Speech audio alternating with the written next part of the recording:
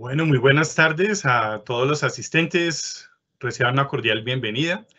Les habla Jairo Riaga Acuña, soy el subdirector de inspección del Ministerio del Trabajo. Les mandamos un especial saludo del señor ministro Ángel Custodio Cabrera, de la señora viceministra de Relaciones Laborales e Inspección, doctora Isis Andrea Muñoz Espinosa, quienes han convocado a esta reunión en la tarde de hoy con el fin de continuar estos ejercicios de acompañamiento técnico que hemos venido dando desde el Ministerio del Trabajo, principalmente a los empleadores de los gremios que han suscrito pacto por el trabajo decente desde en los años anteriores, 2019, 2020, a quienes les agradecemos esa receptividad que han tenido a esta iniciativa y queremos compartir en esta tarde con todos ustedes una explicación muy práctica acerca de lo dispuesto por el decreto 526 del 2021. Este decreto regula la firma electrónica en los contratos de trabajo y los requisitos que se deben cumplir para que sean válidos. Esta medida es muy oportuna para esta época en la que se ha identificado que el trabajo a distancia, el trabajo en casa, el teletrabajo, son figuras que han venido tomando fuerza por razones apenas evidentes con esta pandemia que nos está azotando. Y el gobierno ha querido facilitar esa dinámica de la consolidación de las relaciones laborales a través de contratos formales escritos. Y por eso queremos compartir en esta tarde con ustedes cómo se debe interpretar, cómo se debe aplicar este decreto que ya tiene unos antecedentes muy importantes con anterioridad. Entonces, les comentamos que inicialmente escucharíamos las intervenciones de nuestros conferencistas y les pedimos que en el chat de la reunión puedan ir formulando sus preguntas. Los formularios que diligenciaron algunos de los asistentes ya fueron revisados, procesados y se han incorporado esos temas en las presentaciones. Luego, al final, después de las intervenciones, vamos a tener una oportunidad de revisar en el chat qué preguntas han formulado para completar y precisar lo que sea necesario. Tengan presente que las presentaciones, el material que se va a utilizar de apoyo, va a serles facilitado a través de los correos electrónicos que ustedes dejaron registrados al momento de inscribirse. Por esa razón, si hay algunos asistentes que se enteraron por otros canales, vamos a dejar disponible en el chat también el link del formulario para que se inscriban y de esa manera quedemos con sus datos y les vamos a compartir la información. De esta manera, pues les damos ya inicio formal al conversatorio de esta tarde y tengo el gran gusto de presentar al doctor Marco Emilio Sánchez Acevedo. El doctor Marco Emilio ha sido designado por el señor ministro de las tecnologías de la información y la comunicación por parte del ministerio para que nos acompañen esta tarde, porque es un tema que tiene componentes técnicos muy importantes. Esa es precisamente la esencia del decreto. Y el doctor Marco Emilio nos va a ilustrar. Tiene un amplio recorrido, un amplio conocimiento sobre esta materia y nos va a ayudar a ilustrar para que hagamos el mejor uso de esta herramienta. Antes de dar paso al doctor Marco Emilio, me gustaría compartir con ustedes un breve video en el que nuestra jefe de la Oficina Asesora Jurídica del Ministerio del Trabajo, la doctora Amanda, nos da una breve explicación acerca de esta figura. Adelante, Leonardo, por favor, con el video.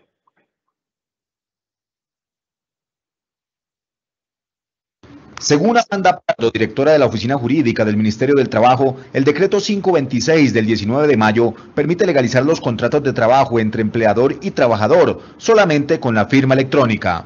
Mediante el decreto 526 del 19 de mayo del 2021, justamente lo que se regula es la suscripción del contrato mediante la firma digital o firma electrónica.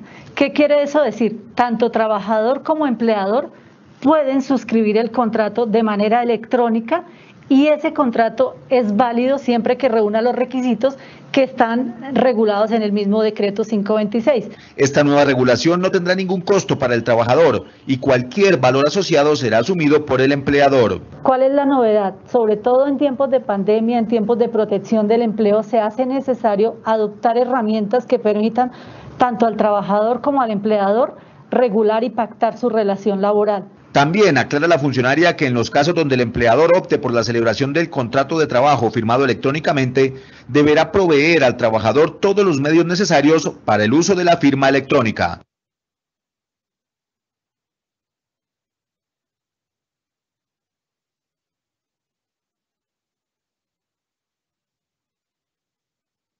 Bueno, con esta breve y muy puntual introducción, damos paso al doctor Marco Emilio Sánchez Acevedo, de la Dirección de Gobierno Digital del Ministerio de Tecnologías de Información y Comunicación.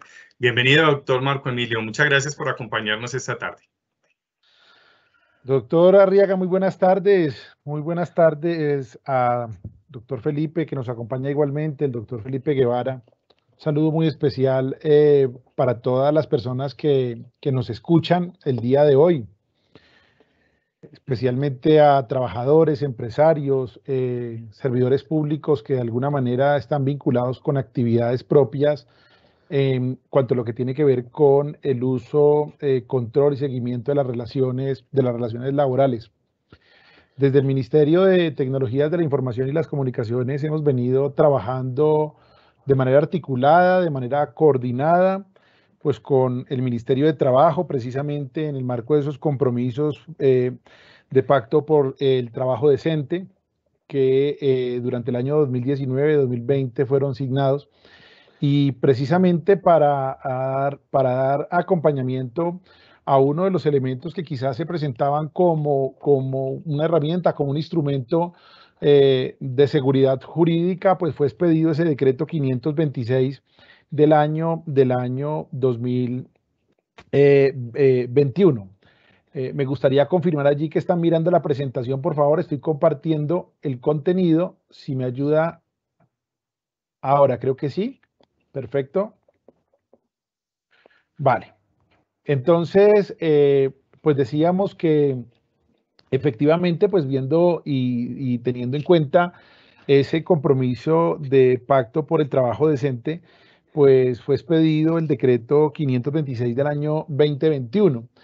Vamos el día de hoy, me han pedido pues acompañarlos como desde el punto de vista jurídico-técnico a entender lo que significa este decreto. Para ello, pues vamos a abordar estos 8 puntos. Vamos a abordar una primera, en un primer momento una introducción. Vamos a hablar luego de lo que significa eso de la firma electrónica, los requisitos, las firmas, tipologías de firmas, la provisión de medios para el uso de firmas, la conservación, el acceso al contrato que ha sido suscrito mediante firma electrónica, las reglas para el uso de firma electrónica, el tema de tratamiento de datos personales y la seguridad digital. Hemos visto que efectivamente se han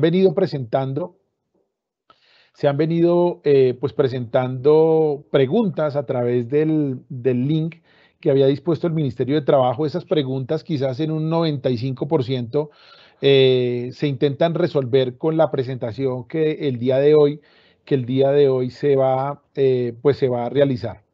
En ese orden, pues iniciemos planteando lo que deberíamos plantearnos, si es una norma, si es un decreto, cuál es el desafío que ese decreto trae para los derechos constitucionales. Estamos hablando del uso de tecnologías de la información y de las comunicaciones, de manera particular para las relaciones laborales.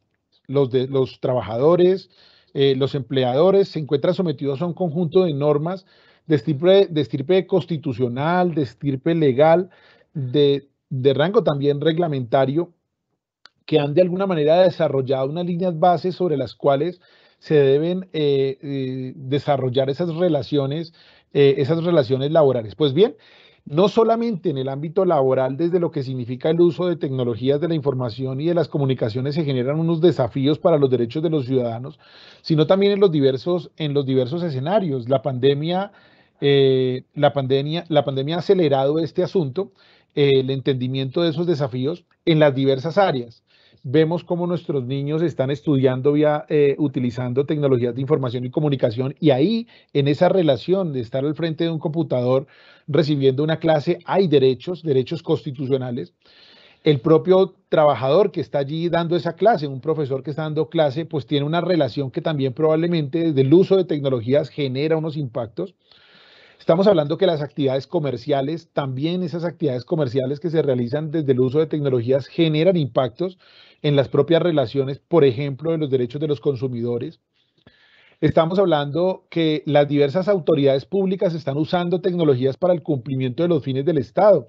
Vemos cómo el Congreso de la República usa tecnologías, vemos cómo la rama judicial usa tecnologías, cómo la rama ejecutiva usa tecnologías, cómo los órganos de control autónomos, independientes, entes universitarios autónomos, es decir, todo ese gran esquema de la estructura del Estado usa tecnologías, y cada que esas actividades se desarrollan usando tecnologías hay desafíos para los derechos constitucionales. Cuando hablamos de este tipo de reglamentaciones como la que se incorpora en el artículo, en el decreto 526 del año 2021, siempre lo hacemos pensando en quién, en los destinatarios, en quienes van a usar esas normas, y que esas normas le permitan garantizar los derechos constitucionales a las personas. Y eso es muy importante, porque a veces creemos que usar tecnologías es solamente tener un correo electrónico o comprar un computador, tener una conexión a internet, tener un smartphone y estar en una red social. Y resulta que detrás de cada una de esas actividades que realizamos con las herramientas que nos dan las tecnologías de la información y de las comunicaciones, hay un impacto y una consecuencia para el ejercicio de los derechos de los ciudadanos. El solo hecho aquí, por ejemplo, de estar utilizando una plataforma donde ustedes registran las imágenes de quienes intervenimos genera impacto para los derechos de los ciudadanos. En esa y bajo esa perspectiva, pues debemos decir que este decreto, el decreto 526 del año 2021, se debe aplicar en un nuevo escenario, es el escenario del ciberespacio.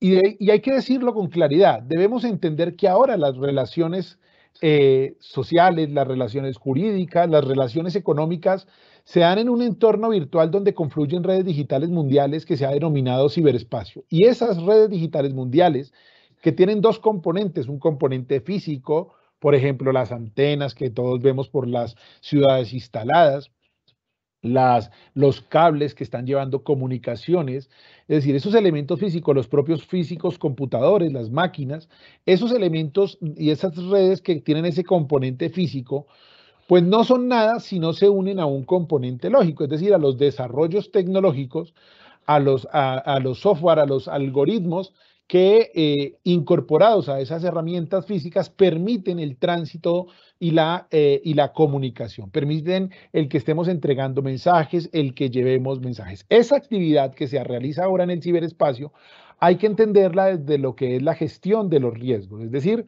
nosotros debemos saber qué es una actividad de riesgo, el hecho propio de usar tecnologías de la información y las comunicaciones. ¿Por qué?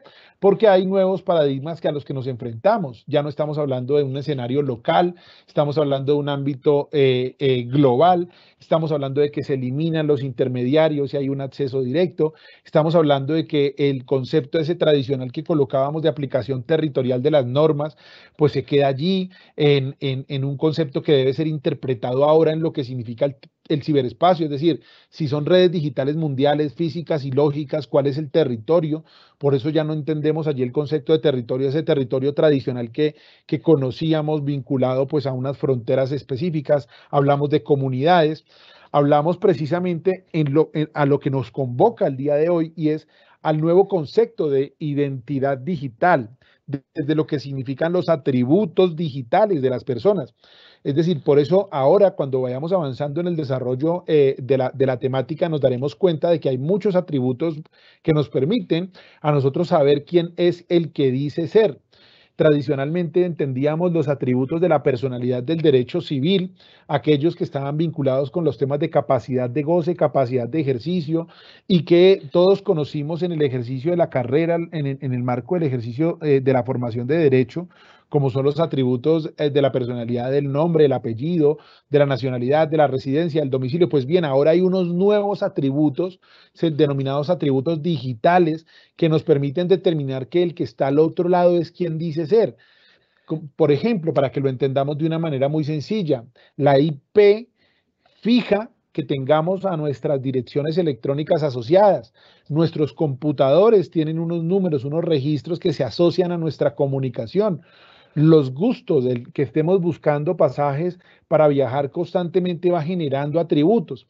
Detrás de toda esa actividad en el ciberespacio vamos generando un conjunto de atributos que nos permiten determinar que una persona es quien dice ser, muchas veces sin siquiera llevar a esos elementos tradicionales de tener la nacionalidad, la residencia, el domicilio, que eran atributos de la personalidad tradicionales. No estamos diciendo que ahora se deban dejar de un lado, no, sino que a esos que tenemos tradicionales ya conocidos se suman otros atributos que nos permiten ejercer nuevas actividades y realizar nuevas dinámicas.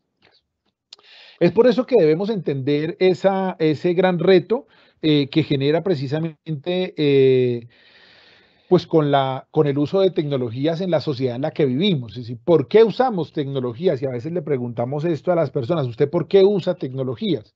Entonces unos contestan, pues porque las necesito, porque me parece que es más eficiente, porque me parece que es más fácil, porque me parece bueno poder tener comunicaciones rápidas. Es decir, hay muchas respuestas que generan el uso de tecnologías. La pregunta que nos haríamos en esta sesión es ¿por qué usamos tecnologías de la información y las comunicaciones para las relaciones laborales? Pues la respuesta no puede ser otra que una respuesta de tipo sociológico, y es que estamos en la sociedad de la información. La sociedad de la información es un concepto que se acuña a finales del siglo pasado y que proyecta la actividad del siglo XXI. Nos conectamos en la sociedad de la información porque los datos hacen parte de lo que significa las cadenas. Nosotros, las cadenas que generan, en este caso, para el ejemplo que podríamos llegar a colocar, pues generan producción. Los datos hacen parte de esa cadena de producción. Por eso, en el conjunto de la actividad de la sociedad de la información como punto de desarrollo de la humanidad, en el que las tecnologías de la información y las comunicaciones juegan un papel fundamental, y los datos, esos datos son transitados a través de esas tecnologías de la información y las comunicaciones. Esa información que llega por esos datos, que se construye a partir de esos datos y que llega por las tecnologías de la información y de las comunicaciones, nos permite hacer parte del desarrollo que involucra precisamente la sociedad de la información desde el punto de vista productivo. Por eso vemos cada día permanentemente que en todas partes nos están pidiendo datos. Si vamos al centro comercial, si vamos al supermercado, si vamos al banco, si vamos a la empresa, es decir, cualquier actividad está generando una cantidad importante de datos. Esos datos generan información y esa información permite la mejor toma de decisiones. Pues bien, aquí para la sesión del día de hoy, con toda esa introducción que hacemos aquí de manera muy general y muy rápida, debemos decir que lo que vamos a explicar no es otra cosa, nada más ni nada menos, que uno de esos apartados que pueden darse en ese gran cúmulo de la sociedad de la información en cuanto a datos, particularmente lo que tiene que ver con los datos que se incorporan en documentos para que documentos electrónicos sean de alguna manera válidos, cumplan los requisitos que la ley ha estado o da para que sean válidos y que lógicamente puedan permitirnos mantener una seguridad, una tranquilidad. Nos restringimos entonces ahí a lo que significan las firmas electrónicas incorporadas, esto es, firmas que van a ser nada más y nada menos que datos que nutren la información de una relación laboral que se está dando en el marco de la sociedad de la información. Y ahí hay unos retos importantes, debemos entender este gran contexto. No se trata solamente de ir a impregnar una firma, se trata de entender que el derecho sufre una modificación importante que viene, es decir, en un proceso de maduración desde hace bastantes años y que involucra todas las áreas del derecho, el derecho público, el derecho constitucional, el derecho administrativo, el derecho laboral. Y en ese sentido, por ejemplo, las inspecciones de trabajo que realizan actividades de control, por ejemplo, pues probablemente van a realizar un control por medios digitales con unas garantías y no podrán realizar esa actividad de control con garantías si no entienden ese gran esquema de la sociedad de la información, donde nos estamos moviendo, y por ende el derecho pues debe asumir unas nuevas formas, unas nuevas posturas, unas nuevas dinámicas. Y es ahí donde aparece esta pregunta. ¿Regulamos las relaciones públicas que se realizan por medios digitales? ¿Regulamos las relaciones privadas que se realizan por medios digitales? Las relaciones públicas, debo decirlo, que como ha involucrado un conjunto de actores que son públicos, esto es ministerios, alcaldías, gobernaciones, autoridades de diversas tipologías, naturalezas jurídicas diferentes, esas relaciones que están amparadas por el ámbito público tienen unas normas hoy por hoy que son la política de gobierno digital que deben cumplir, política que está desarrollada en un conjunto de normas que nos dan estándares de seguridad digital, estándares para protección de datos en el ámbito público, estándares para gestión documental electrónica y de archivo digital, estándares para expedientes electrónicos, estándares para el uso de, por ejemplo, de redes sociales en el ámbito público, estándares para generar marcos de arquitectura, para servicios ciudadanos digitales. Es decir, tenemos un conjunto de normas que vinculan esas relaciones que se da entre el Estado al interior del propio Estado, pero también hacia el exterior. No vamos a tocarlas, pero no las podemos dejar de lado porque hacen parte de ese gran esquema nuevo que involucra el uso de tecnologías y las actividades en el ciberespacio cuando entendemos los diversos roles y los diversos actores. Nos surge entonces la segunda pregunta, ¿regulamos las relaciones privadas? Y ahí pues habrán unas relaciones privadas que probablemente debamos regular, otras no. Probablemente deben haber unos elementos básicos que nos permitan la garantía de los derechos. El ejemplo más sencillo de esto podría estar en entender que hay unos derechos, por ejemplo, para los consumidores cuando realizan actividades por medios digitales. Entonces hay unos derechos básicos, que es el derecho del consumidor digital, al que se le debe dar pues unas categorías y demás. Y en ese marco de relaciones privadas, entre muchas que pudiéramos plantear aquí, que no vamos a hacerlo, pues aparece la necesidad, es decir, necesitamos regular, por ejemplo, elementos puntuales en las relaciones laborales, y ahí es donde surge pues un análisis de estos 2 últimos años en torno precisamente a si se requería o no expedir un decreto que dijera lo que dice el decreto 526. Y entonces entendimos que hay unos elementos comunes en cuanto a firmas electrónicas se trata, que se aplican en el ámbito comercial, en el ámbito administrativo, en el ámbito laboral, en todos estos ámbitos, y que han sido dadas a través de un marco jurídico construido durante los últimos 20 años. Veamos rápidamente qué ha pasado. Año 1999, 18 de agosto, ley 527 del año 1999 expide una norma al Estado colombiano. El Congreso de la República tramita pues la ley a través de la cual se define y reglamenta el uso de los mensajes de datos y las firmas digitales. Primera ley en la región latinoamericana. ¿Qué nos dice el tema de las firmas digitales? Ya tenemos una norma de carácter legal que va a habilitar la expedición de firmas digitales. Ojo. En ese momento, vamos a mirarlo un poquito más adelante, pero no quiero que lo pierdan de vista, en ese momento como antecedente se piensa en la idea de las firmas digitales. ¿Listo? Decreto 19 del año 2012, 10 de enero del año 2012, se incorporan un articulito allí específico que miraremos en el siguiente slide, donde se le da pues unas normas propias a las entidades de certificación digital. Llega el año 2012, 22 de noviembre, se necesita una norma que hablara de firmas electrónicas. Y entonces uno dice, pero un momentico, después de 12 años, es decir, 1999 al año 2012 han pasado 13 años, ¿acaso no había una ley de firma electrónica? La respuesta es no. No había en Colombia una norma de la firma electrónica, era una ley de la firma digital. Y entonces se ve la necesidad y se expide en el decreto 2364, que desarrolla un articulito que se incorporó en la ley 527 del año 99, que es el artículo 7º en cuanto a la firma expedida mediante acuerdo. Y entonces es donde se edifica toda la teoría en torno a lo que es la firma electrónica. Ojo, porque lo diremos más adelante, la firma digital es una especie de firma electrónica. Sin embargo, la ley que tenemos, la ley que en términos jerárquicos, pues es la más importante, la ley que el decreto reglamentario nos habla de firma digital y no hace un desarrollo de la firma electrónica, es el decreto 2364 el que viene a aterrizar realmente el concepto de firma electrónica.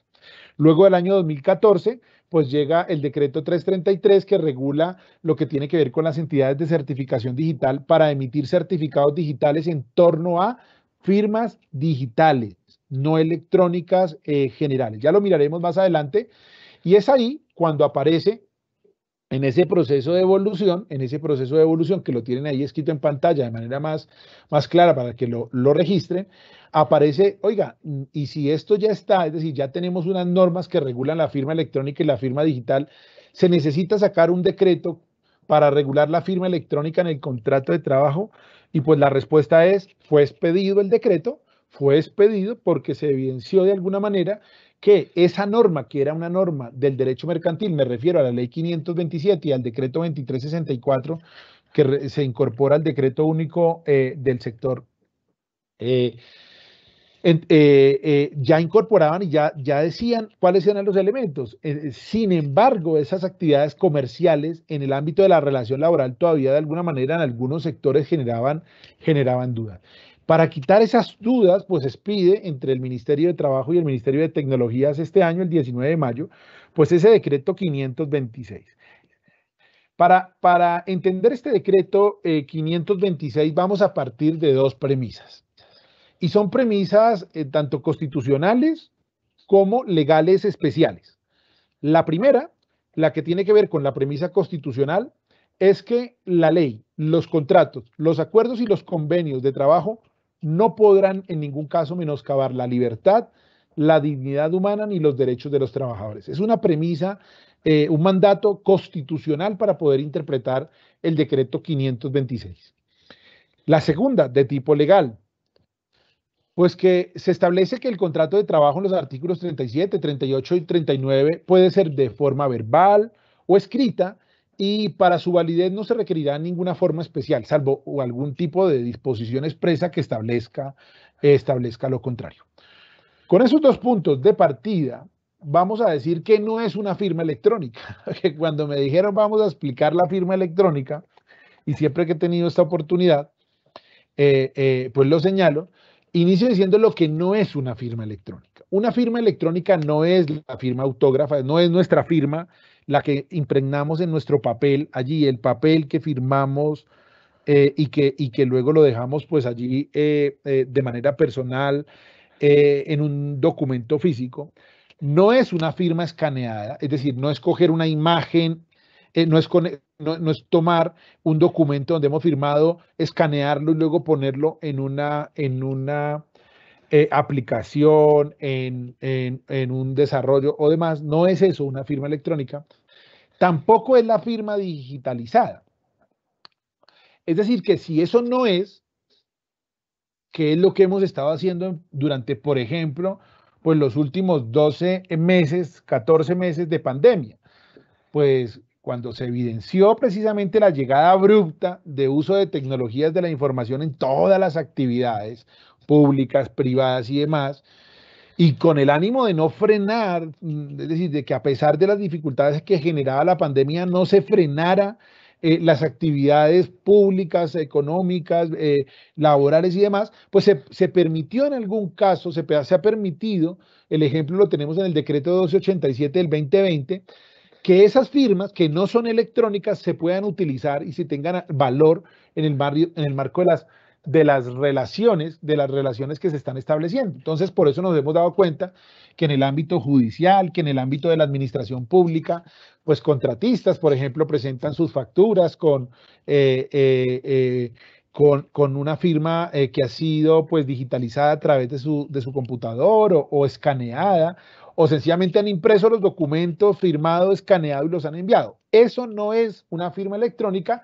Sin perjuicio de ello, hoy, dada la coyuntura extraordinaria, excepcional de la pandemia, están habilitadas porque no toda la sociedad estaba preparada, a pesar de contar con normas muy antiguas que lo permitían. No todas las empresas, la sociedad, las entidades públicas, los ciudadanos contaban con firmas electrónicas como las vamos a explicar el día de hoy. Bajo eso, es decir, si eso no es, entonces, ¿qué es una firma electrónica? Entonces, si eso no es, entonces ahora dígame usted, señor Marco, ¿qué es una firma electrónica? Bueno, pues bien, La firma electrónica está definida en el decreto 2364 del año 2012. Es de recordar que este decreto 2364 lo que busca precisamente es desarrollar el artículo séptimo de la ley 527 del año 99. Es decir, ¿y por qué no parte usted de definir la ley y luego el decreto? Por una cosa que es sencilla, y es que la ley no define qué es una firma electrónica, la ley 527 no define qué es una firma electrónica, el decreto 2364 sí que la define. Entonces iniciamos por el decreto y luego nos devolvemos a ver el concepto que nos da la ley de firma digital. Entonces, ¿qué sí es una firma electrónica? Una firma electrónica, pues es un método, como puede ser un código, una contraseña, un dato biométrico, una clave criptográfica privada. Óigase bien, es un método que permite identificar a una persona en relación con un mensaje. Ejemplo. Yo quiero decirle al banco, ingreso al banco a través de la aplicación del banco, que soy yo. Entonces él me dice, usted descargue la aplicación, regístrese y cada vez que usted va a ingresar, yo necesito identificar que es usted. Entonces usted me coloca ahí un usuario, una contraseña y accede. Entonces eso que estoy utilizando ahí para autenticarme, pues es un método que me permite identificar a una persona con relación al mensaje. ¿Cuál es el mensaje? Quiero saber mi saldo, quiero hacer una transferencia, quiero mirar mis movimientos bancarios.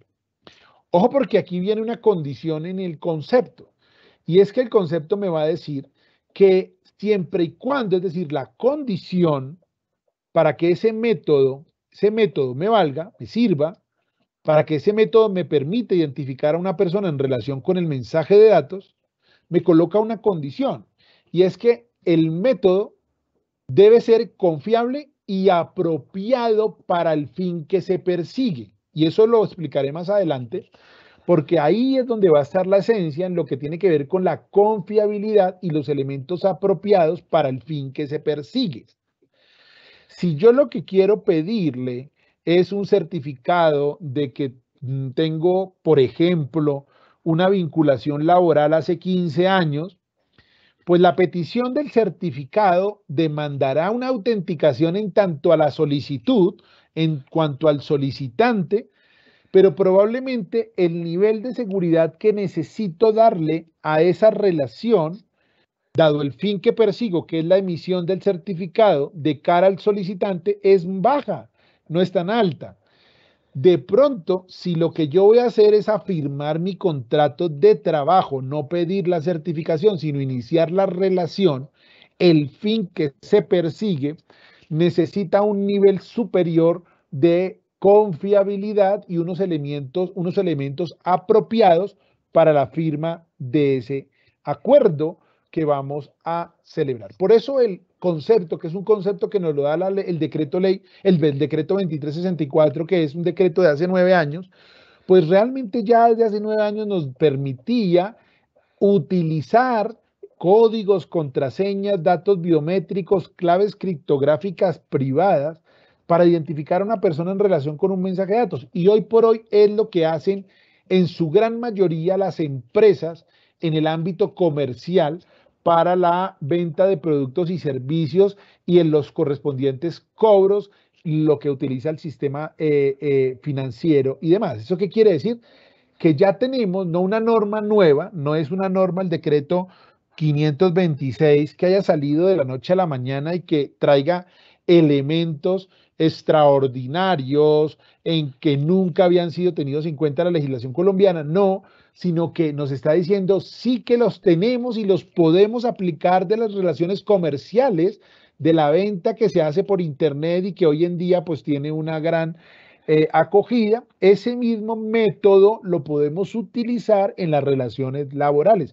Y les tengo que decir, señores, que nos escuchan el día de hoy, empresarios, probablemente autoridades que ejercen actividades de control, entre otros que nos están escuchando, estudiantes y demás, les tengo que decir que esos métodos ya vienen siendo utilizados por muchísimos empresarios del país. Es decir, muchas empresas desde antes de la pandemia ya venían utilizando estos métodos para firmar contratos de trabajo. Es decir, para identificar a una persona que es la que está al otro lado, allí en el ciberespacio está al otro lado, y que en el mensaje me está diciendo yo cumpliré unas obligaciones que están suscritas en ese documento, me comprometo a cumplirlas, soy yo el que lo va a hacer, y estas empresas ya habían diseñado y lo siguen empleando ahora más en pandemia, métodos confiables y apropiados para esa firma. Lo vamos a seguir viendo aquí.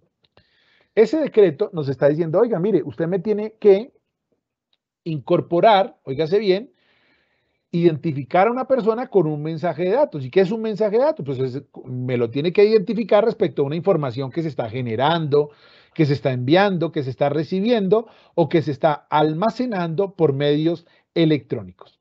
¿Listo? En términos prácticos, vamos a colocar eso que es lo que más nos interesa a nosotros. En términos prácticos, ¿qué es lo que hace una firma electrónica? Una firma electrónica, a partir de 3 elementos, me permite a mí determinar que una persona es el que está al otro lado. Esos 3 elementos son: 1, conocimiento; 2, posesión; 3, injerencia. Primero, conocimiento es algo que solamente usted sabe, que no lo sabe nadie más. Por ejemplo, una contraseña, una respuesta o un código PIN. Ese solamente lo sabe usted. 2, posesión es algo que solo usted tiene, es decir, solamente ese señor lo tiene. Por ejemplo, un token, ustedes han visto, voy a intentar acá, bueno, no lo veo para subrayárselo, pero bueno, acá tienen, debajo de lo que es la tarjeta que dice Mastercard, hay una tarjeta que eso es un token, ¿vale? Esto que dice acá es un token, que ustedes los conocen, alguien que tenga este dispositivo electrónico y que le llegue el mensaje a ese dispositivo, pues es solamente lo posee, la posesión la tiene de ese aparatico él, y solamente él podría colocar el número en principio que tiene. O lo que está pasando en este momento, que todos lo hacemos, el teléfono, nos están enviando un token al teléfono, oiga, marque registre su número de teléfono y usted le va a llegar un número. Ese número, como usted es el único que posee el teléfono, es decir, ese aparato telefónico es suyo, pues cuando a usted le llegue el número, usted lo coloca en la aplicación y yo sé que es usted, ¿verdad? Entonces, esa posesión es el elemento, y la inherencia es algo que es de la persona y que nadie más lo puede tener, y ahí es donde están las características biométricas.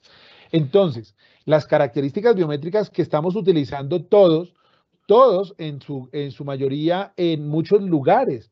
Entonces, para acceder al teléfono nos piden la huella, para acceder al teléfono nos piden el reconocimiento facial, para acceder a la aplicación nos piden la voz, por eso nos registramos en la voz. Cuando le decimos a Siri, Siri, llévame a la carrera 69 con calle 80 tal, pues para que ella me lleve, antes debo haber registrado mi voz. ¿Por qué? Porque es algo que ella va a identificar que soy yo el único que tiene esa característica. Entonces ahí tenemos huella, reconocimiento facial, voz, entre otros. Pero si ya tenemos esos 3, imagínense, PIN, posesión e inherencia, pues los 3 los podemos combinar. Los podemos combinar y nos dan firmas electrónicas seguras, sin ser firmas digitales. Nos dan firmas electrónicas seguras. Entonces, por ejemplo, yo le doy un usuario y contraseña, usted tiene un PIN, pero además de eso, usted le voy a remitir a su teléfono un token, y además de eso, pues, usted debe tener, pues, una Smart Card vinculada. Es decir, muchos elementos que yo puedo empezar a vincular y que me van a permitir a mí cerrar muy bien la seguridad de mis firmas para poderlas utilizar. Entonces, mire que ahí ya tenemos una primera conclusión. La firma electrónica es un método que me permite a mí identificar a una persona en relación con un mensaje.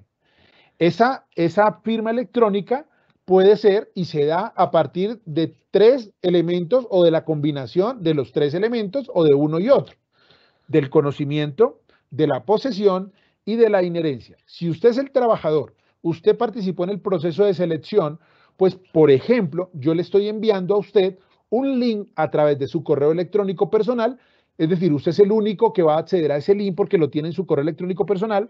Luego, al darle clic al link, usted se me va a registrar como trabajador, entonces Marco Sánchez le coloca una contraseña suya y entonces ahí ya tengo, por un lado, un conocimiento de una contraseña privada mía, la del correo electrónico mío, pero ahora una contraseña que la voy a vincular a un link que le envié de la empresa para poderle hacer todo el proceso, por ejemplo, de selección y de firmado de sus documentos. Pero además de eso, le puedo llegar, si lo quiero colocar más seguro, usted me ha dicho que usted es el único que está registrado con el número de teléfono tal, le enviaré a su número de teléfono un código, un token, a través del cual ese token usted lo utiliza y lo coloca en la aplicación que yo le he enviado, de tal manera que ya tendré unas garantías muy importantes para saber que es usted el que está al otro lado y que lo que va a hacer lo está haciendo usted y no un tercero. Pero claro, si le quiero dar un nivel superior, como el que en este momento se da en muchos sectores comerciales, como por ejemplo en el sector financiero, que siempre será voluntario, porque óigase bien, los datos biométricos son datos sensibles y se requiere autorización explícita para su tratamiento. Entonces, pues yo qué hago? Autorizo como ciudadano y pues hago un reconocimiento de mío, pues a través de biometría facial, de biometría digital, de reconocimiento de voz o del que corresponda. ¿Listo? Entonces, mire que ahí ya tenemos una primera conclusión que nos permite determinar que esto se puede hacer sin ningún problema, porque no es nada nuevo, ya se viene haciendo cada vez en estado incremental. Acordémonos que arriba el decreto nos decía pilas, porque es confiabilidad, es decir, la confiabilidad me la está dando el decreto 2364 y me dice, usted utilizará la firma electrónica y se considerará confiable cuando me pueda acreditar dos cosas, autenticidad e integridad. Es decir, primera, que los datos de creación de la firma corresponden exclusivamente al firmante. Y para eso ese método debe tener todo un proceso de construcción atrás que permita determinar que los que se van a involucrar, esto los ingenieros lo hacen de una manera muy sencillita, aquí lo estamos explicando en mucho detalle, pero eso hoy en día todo está desarrollado, no hay nada que desarrollar, sino más bien, es decir, madurar muchos de algunos de esos procesos, pero hay unos muy sólidos, muy fuertes.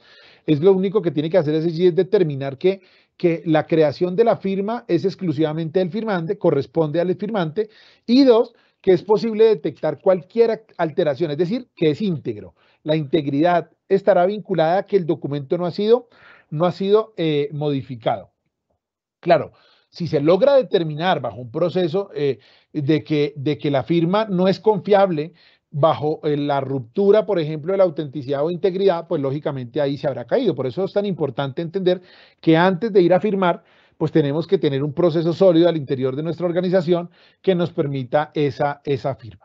No olvidemos que el Código General del Proceso, desde lo que significa el ámbito probatorio, nos está diciendo que un documento es auténtico cuando existe certeza sobre la persona que lo ha elaborado, manuscrito, firmado, o cuando exista certeza respecto a la persona a la que se le atribuye el documento. Entonces ahí tenemos una premisa que nos está dando el Código General del Proceso y que se vincula a temas de autenticidad.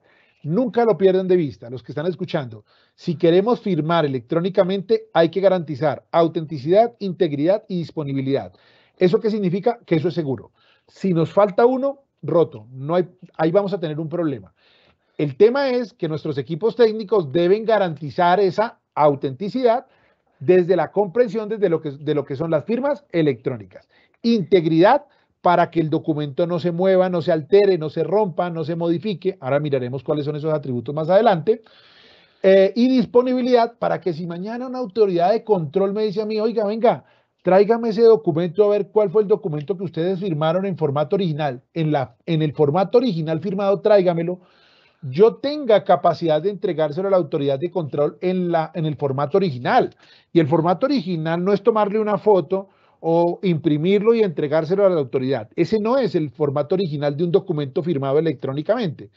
Lo miraremos más adelante. Necesariamente en el formato original va a ir vinculada una serie de algoritmos, números, registros, rastros, que nos van a permitir determinar quiénes intervinieron en ese proceso y qué fue lo que firmaron en la intervención de ese proceso. La ley 527 también define qué es la integridad del mensaje de datos, y la integridad la define allí como aquella información que está consignada en un mensaje que ha permanecido completita y sin alterar.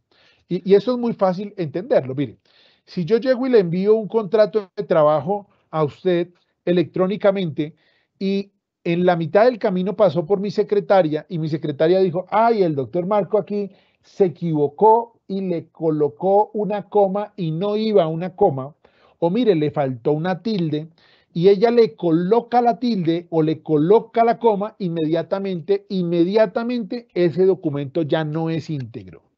¿Por qué?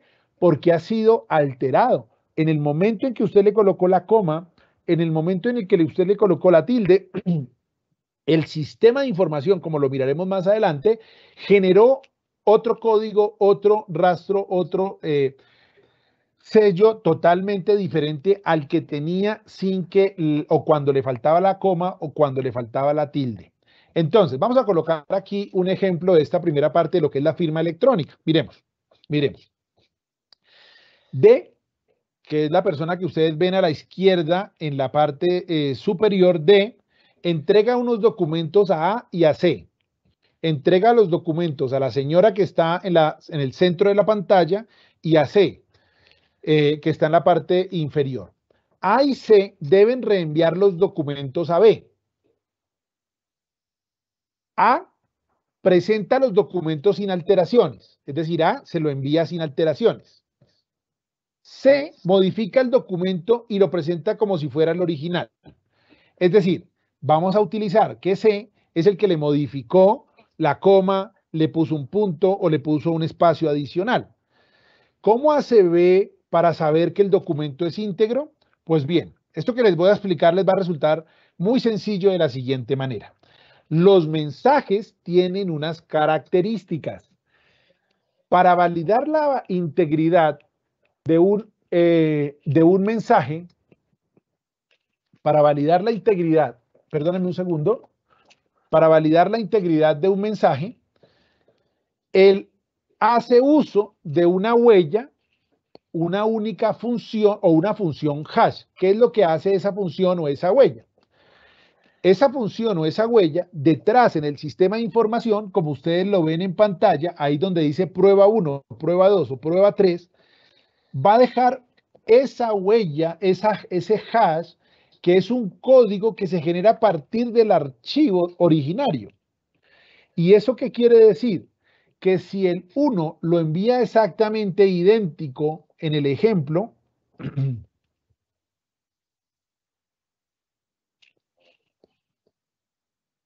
que si A lo envía de manera directa, sin tocarlo, lo reenvía a B de manera directa, le va a aparecer exactamente el mismo código al documento, como lo ven ustedes en la prueba número 3.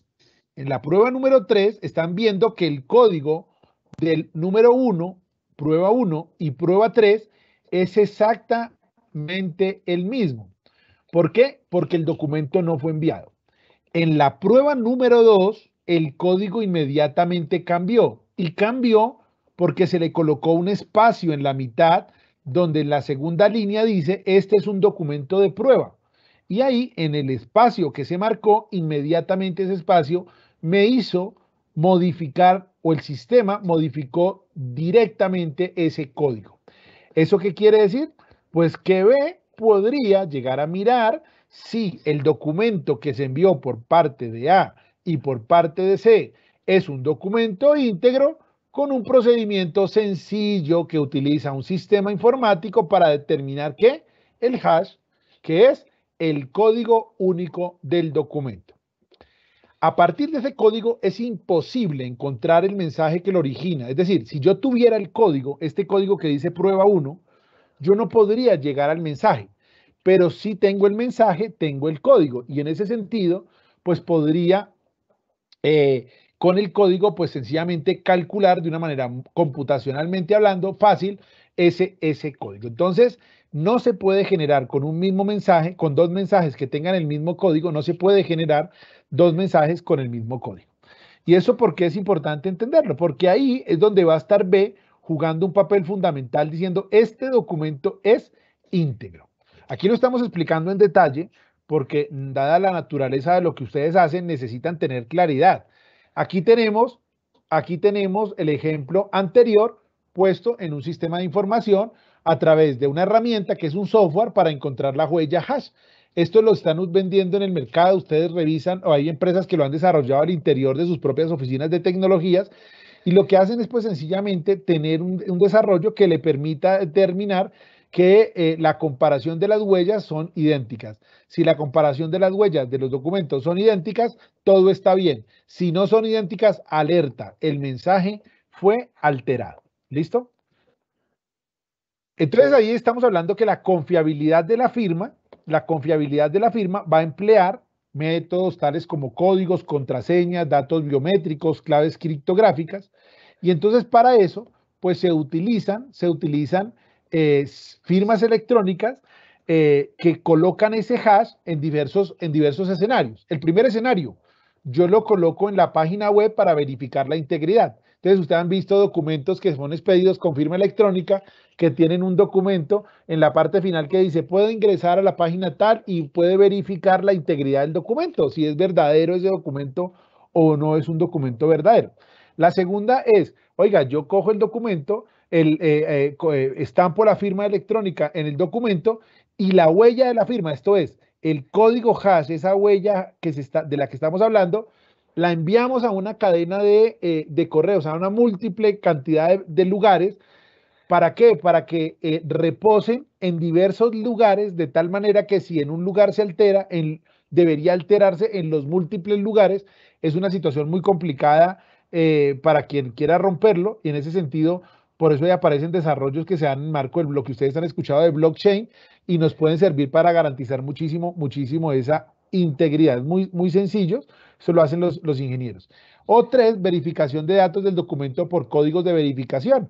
Entonces, en el código de verificación, ahí tienen ustedes uno en pantalla, pues nos pueden decir, oiga, mire, el código de verificación de ese documento es este, usted con ese código que tiene fecha de expedición ingresa a tal lugar y ahí va a hacer la verificación. Entonces, mire que las firmas electrónicas, hasta ahí no hemos hablado de escanear ningún papel, eso no es una firma electrónica, ni que firmemos en un papelito, lo escaneamos y lo ponemos o lo hacemos allí en la página, en la pantalla de nuestro computador. Eso no es una firma electrónica sí es un método que me permita a mí identificar a una persona respecto a un mensaje de datos. ¿Listo?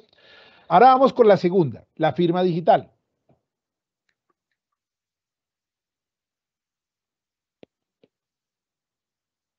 La firma digital, que sí que estaba regulada desde el año 99, en la ley 527 del año 99, pues es definida, en algún escenario me tocó a mí por allí ir a un juzgado, les confieso, y alguien llegó con una firma escaneada en un documento y dijo, mira, acá lo tengo este documento tiene firma digital. Y la primera pregunta que yo le hice a esta persona es, bueno, si ese documento tiene firma digital, ¿cuál fue la entidad o el tercero de confianza que certifica esa firma digital? Dice, ¿cómo así que tercero de confianza? ¿Cómo así que entidad que certifica eso? ¿De qué me está hablando? Pues bien, la firma digital es un valor numérico que se adhiere a un mensaje de datos y que utilizando un procedimiento matemático conocido vinculado al texto del mensaje, a la clave del iniciador y al texto del mensaje, permite determinar que el valor ha sido exclusivamente obtenido con la clave del iniciador y que el mensaje no ha sido modificado. Eso no lo entendió nadie de los que están escuchando, seguramente, pero lo vamos a entender de una manera muy sencilla. Una firma digital se da a través de un proceso algorítmico en el que un tercero puede estar, podríamos explicarlo en detalle, pero los tiempos no me dan, pero para que lo entendamos de una manera muy sencilla, en el que un tercero me va a acreditar, me va a certificar que soy yo el que dice ser, es decir, un tercero de confianza.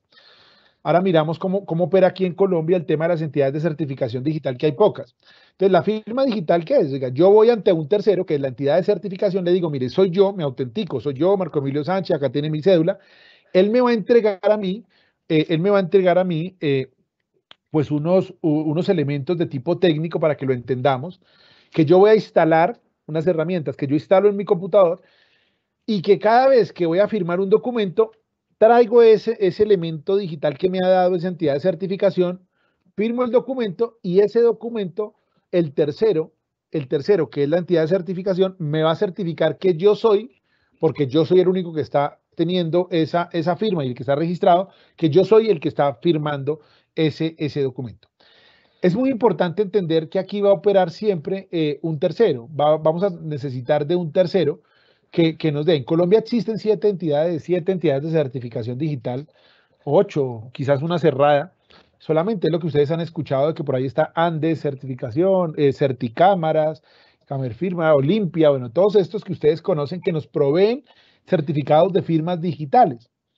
Claro, esas firmas digitales valen plata, son más costosas. ¿Por qué? Porque aparece un tercero diciendo, oiga, yo le voy a ofertar ese servicio a través de un procedimiento matemático, es decir, a través de un desarrollo algorítmico, usted va a tener garantías en un porcentaje muy alto de que lo que usted firme con esta firma, nadie lo podrá romper, nadie lo podrá alterar, nadie lo podrá suplantar y además yo le certificaré que usted es el que está firmando y lo que está firmando. Entonces, en ese sentido, pues esa firma digital también aparece pues como un elemento muy importante, pero es costosa, es costosa. Entonces la ley la reglamenta, la tiene allí, la permite, pero también necesitamos garantizar unos elementos para esa firma. Entonces, ¿cuáles son esos elementos que se deben garantizar? Miremos esta firma ahora. Entonces, lo primero es que aparece lo que es el Organismo Nacional de Acreditación de Colombia. La ONAC, que es el Organismo Nacional de Acreditación, tiene un certificado que es para entidades de certificación digital, es decir, una acreditación para quien quiera ofertar certificados digitales, firmas digitales. Y entonces ellos dentro de las funciones tienen emitir certificados digitales, verificar la alteración del envío y recepción de los mensajes, estampado cronológico, generación de datos a partir de la creación de firmas, servicios de registro, custodia, anotación de documentos, conservación de mensajes de datos con firma digital. Entonces, claro, la entidad pues debe tener una capacidad económica, debe ser una persona jurídica, debe tener una solidez importante, garantizar que puede prestar esos servicios de autenticación digital en torno a firmas digitales. Cuando la ONAC le da esa pues habilitación de alguna manera, esa acreditación para poder prestar esos servicios, pues ofertan los servicios ¿de qué? De firma electrónica. Aquí tienen un esquema sencillito para entenderlo. Mire, la firma electrónica, entonces ya explicamos la primera, que es la pactada mediante acuerdo, la de los tokens, contraseñas, usuarios, que va a utilizar siempre el hash y tal. Y la segunda, la firma digital, en el caso colombiano, la emitida por una entidad de certificación digital. Esa entidad de certificación digital puede ser abierta o cerrada, es decir, que va a certificar firmas digitales pues para personas que quieran tener firmas y que puedan utilizar en todos los escenarios, o puede ser cerrada. Pues no, es una entidad que adquiere firmas para ser utilizadas al interior de la propia organización. Y ahí tienen cómo funciona el esquema en lo que tiene que ver con firmas digitales. Ojo, diferente. Primero, regulación, es una actividad que está arreglada, tanto por la ley, el reglamento, el decreto reglamentario. 2, vamos a tener un acreditador nacional que es el Organismo Nacional de Acreditación. ¿A quién acredita? A las entidades de certificación digital. Esas entidades de certificación digital, repetimos, en Colombia hoy son 7, 8 nomás. Y luego, estas entidades venden los certificados de firma digital, es decir, ofertan los certificados de firma digital, pues a los suscriptores, a los que quieran comprar esas firmas digitales. Esas firmas digitales pues tienen tanto las firmas electrónicas como las firmas digitales, pues tienen un ciclo para prepararlas. Entonces, primero está la solicitud, el registro, luego la emisión, luego la entrega y luego sí, la firma. Y allí, pues ese ciclo de solicitud, registro, emisión, entrega y firma, pues va a tener unos atributos que son los que nos van a permitir luego valorar probatoriamente quién y cuál es el valor de cada una de esas firmas. Y por eso ahí en el slide que tienen en pantalla aparece carga probatoria. ¿Y eso por qué es importante? Porque la carga probatoria va a estar en un lado o en el otro lado en función de qué tipo de firma utilice. Si utilizo una firma digital certificada por una entidad de certificación digital, la prueba me la va a dar el tercero de confianza. ¿Quién es? Pues la entidad de certificación digital. Yo me quito ese problema de encima y el tercero de confianza me da esa firma, me da esa prueba en caso de que yo la necesite. Pero si yo utilicé la firma electrónica, pues yo debo acreditar lo que decíamos en el primer slide, en el concepto, y es que el mecanismo es confiable para lo que yo utilizo. El método que estoy utilizando me permite determinar que fue Marco el que lo logró hacer. ¿Y quién lo va a hacer esto? Pues el dueño, el titular, el que tenga el control de la firma electrónica. Si es la empresa, pues de manera directa la empresa tendrá que probarlo. Si es un tercero, por ejemplo, una empresa de desarrollo de software que contrató la empresa para que le hiciera eso puntualmente de las firmas electrónicas, ese desarrollo, pues esa empresa será la encargada de ayudarme a mí a construir todos esos elementos que me permiten determinar que el método que estamos utilizando es tan válido para la relación que se está estableciendo como eficaz.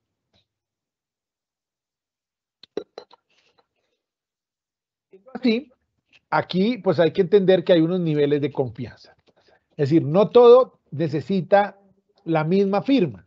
Hay unas firmas que necesitan un nivel de confianza mayor, hay unas firmas que necesitan un nivel de confianza menor.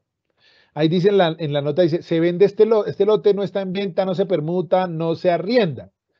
Pues vender mi casa mediante o realizar una promesa de compraventa para vender mi casa necesitará un nivel de firma adecuado y diferente a, por ejemplo, a el nivel de autenticación que yo necesite para bajar mi certificado de antecedentes penales. Cuando ustedes ingresan, por ejemplo, a la página para sacar el certificado de antecedentes judiciales, ahí le dice que primero que usted no le puede estar sacando el certificado a nadie, que debe ser usted el que lo pida, y que usted lo pide colocando una autenticación muy baja. ¿Cuál es esa autenticación muy baja? El número de la cédula. ¿Es usted? Ponga su número de cédula y aquí descarga el certificado de antecedentes. ¿Eso es un nivel de autenticación? Sí, pero es un nivel de autenticación mínimo, genera un nivel de confianza mínimo, la relación no necesita más que eso. ¿Yo para qué voy a hacerlo de pronto firmar digitalmente con una entidad de certificación de confianza para que él baje el certificado de antecedentes penales? De pronto con un usuario contraseña, si le quiero dar un poquito más de seguridad, lo tiene. Cuando voy a presentar mi declaración de la renta ante la DIAN, si nos damos cuenta que estamos presentándolo con firmas electrónicas. Eso es una firma electrónica, lo que estamos haciendo con la DIAN, y lo estamos haciendo y los niveles de confianza son muy buenos. Los empresarios están presentando sus declaraciones tributarias con firmas electrónicas ante la DIAN y nos dan un nivel de confianza alto, importante, un nivel de confianza en el proceso que es un nivel de confianza alto. ¿Qué es lo que sucede? Que no todo tiene el mismo nivel de confianza, entonces hay que mirar cuáles son las posibles consecuencias en caso de error de autenticación. Entonces, esta es una gráfica que ustedes la tienen en la ITU 1254 y en la ISO 29115, donde nos dice, por ejemplo, si hay una consecuencia en el error de autenticación por deterioro o menoscabo del prestigio, sería la consecuencia. Si es de nivel 1, pues es mínimo.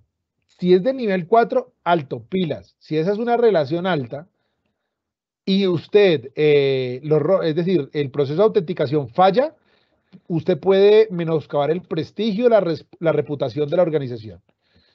Oiga, mire, si hay una divulgación no autorizada de información confidencial, pues en los niveles medio hay moderado, alto y demás. Esto es un nivel, esto es una gráfica que les coloco, porque esto las organizaciones lo tienen que hacer al interior cuando hacen el análisis de los datos que van a tratar, las firmas que van a utilizar, es decir, cuáles son los niveles de garantía que vamos a requerir en función de la relación que vamos a establecer y cuáles son las posibles consecuencias en caso de error de autenticación.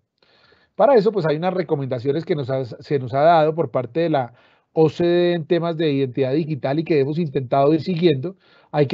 Estamos adoptando una estrategia nacional de gestión de identidad, una política nacional de credenciales digitales adecuada y balanceada. Los niveles de seguridad deben ser proporcionales a los niveles de riesgo y trabajando articuladamente con otros estados precisamente para el tema de la identidad digital transfronteriza. Hoy por hoy Colombia trabaja en esos 4 frentes de una manera muy fuerte. Por ejemplo, en el ámbito público tenemos un modelo de autenticación digital vinculado a los servicios ciudadanos digitales, y allí se da autenticación digital para los ciudadanos que se quieren relacionar ¿con quién? Con las autoridades públicas para hacer un trámite, presentar un reconocimiento de un derecho, para presentar un recurso, para pedir un servicio, para lo que sea que requiere el ciudadano acudir a la autoridad. ¿Cómo? Pues a través de firmas electrónicas, de esas que les he explicado anteriormente. Entonces, aquí, ¿cuáles son los desafíos? Primero, masificación de uso de firmas electrónicas. Eso es un gran desafío. Confianza. Hay habilitadores, hay que generar gestión del cambio. La transformación digital no es una opción, es una obligación. Y para eso esa transformación digital demanda. La firma electrónica se convierte en una herramienta no solo para firmar el contrato de trabajo. La firma electrónica se convierte en una herramienta de trabajo de los trabajadores en el cumplimiento de la función o del objeto contractual. En ese sentido, las empresas, si se transforman digitalmente, deben ya estar pensando no en firmar el contrato de trabajo electrónicamente, que ya se puede, sino que la firma electrónica necesariamente en entidades públicas o privadas, empresas privadas transformadas digitalmente, pues necesitan sus trabajos. Aquí tenemos oportunidades de optimización, de eficiencia, de garantizar. Entonces, conclusiones en torno a esto. Primero, la firma electrónica va vinculada al concepto de autenticación, porque es el proceso que me permite a mí verificar la identidad del usuario. ¿Listo? Primero. Segundo, esto, el decreto 2364 lo incorpora a partir de la utilización de un método que debe ser confiable y apropiado para la relación. Tercero, la garantía de identidad va vinculada a identificar a la persona con el mensaje de datos. ¿Eso qué quiere decir? Que ese proceso de garantía de identidad en cuanto a la identificación de la persona con el mensaje de datos me lo da el nivel de seguridad y confianza que yo requiera. Siguiente, garantía de firma electrónica. La firma electrónica es confiable y apropiada para el fin que generó, es decir, vinculada a la autenticación que estoy generando en el proceso. Siguiente, garantía de emisión vinculada al método seguro, al dispositivo electrónico seguro, al procedimiento seguro que estoy utilizando. Por eso ese procedimiento debe estar documentado al interior de la propia organización. Y resumen de conceptos para que lo tengan ustedes en el registro. Primero, resumen de conceptos. Firma electrónica, función hash. Firma digital, entidad de certificación digital. Ciclo de vida de la autenticación digital, niveles de garantía, garantía de prueba, garantía de firma y estándares de firmado, como resumen de conceptos que deberían tener allí encima del escritorio para poder comprender todo. Entonces, ya entendiendo que la firma electrónica es decir, tiene una regulación robusta, pues vamos ahora a aterrizarla al decreto 526. El decreto 526 nos dice varias claves, ¿listo? Entonces, para que tomemos allí, porque venían preguntando y en los formularios de preguntas que enviaron antes de la sesión, pues aparecían muchas vinculadas a lo que está aquí en rojo, por eso los he puesto ahí en rojo. Entonces, primero, ¿lo puede firmar una o ambas partes? Cualquiera de las partes o ambas. Primera respuesta. Segunda, ¿cuándo se entiende firmado el contrato por el empleador y el trabajador? Pues cuando cumpla las condiciones de firma electrónica o digital explicadas. Si tenemos firma digital, pues debe estar las condiciones incorporadas con la firma digital emitida por entidad de certificación. Pero si estamos utilizando una firma electrónica, pues que estemos utilizando el procedimiento que hemos explicado arriba para poder tener esa garantía de firmada. ¿Debe existir acuerdo sobre la firma empleada? Acordémonos siempre que aquí debemos buscar la garantía del derecho que tiene el trabajador y el empresario. Puede utilizarse la firma, pero debe existir un acuerdo para el empleo de la firma o de aquellos elementos en que las partes convengan o que consideren procedentes convenir. En ese sentido, pues es importante entender que no es un obstáculo, sino es un habilitador para que se puedan firmar. ¿Con qué tipo de firmas? Cualquiera de las dos, electrónicas o digitales.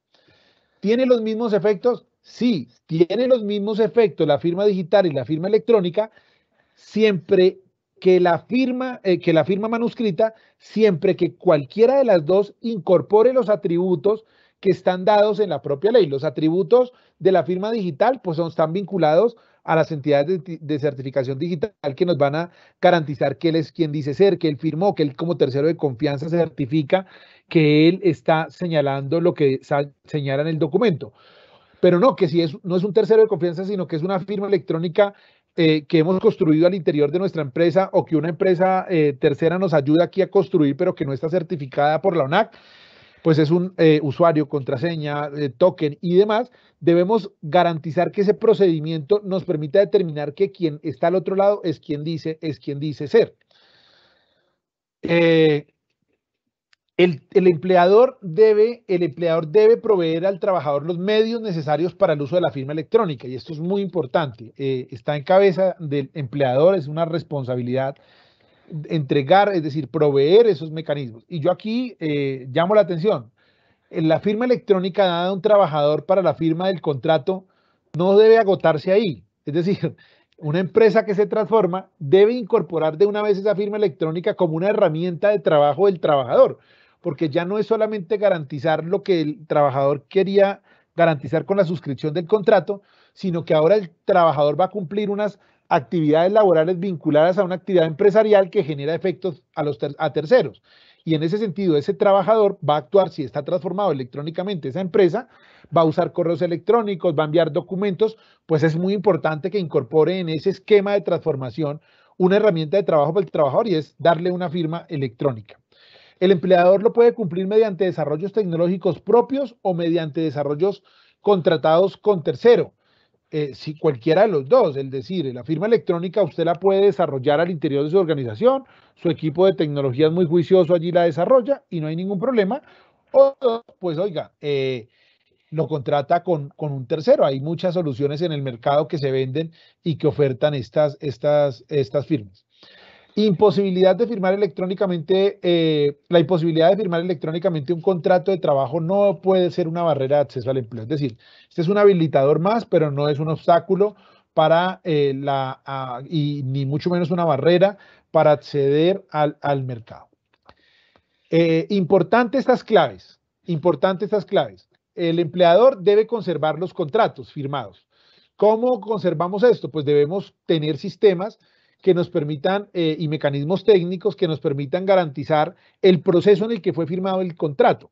Esto también, repito, hace parte del proceso de transformación de las organizaciones, y para ello pues es una obligación, porque si las autoridades de control lo suministran, como lo establece el propio decreto, pues debe aportarse en el documento original.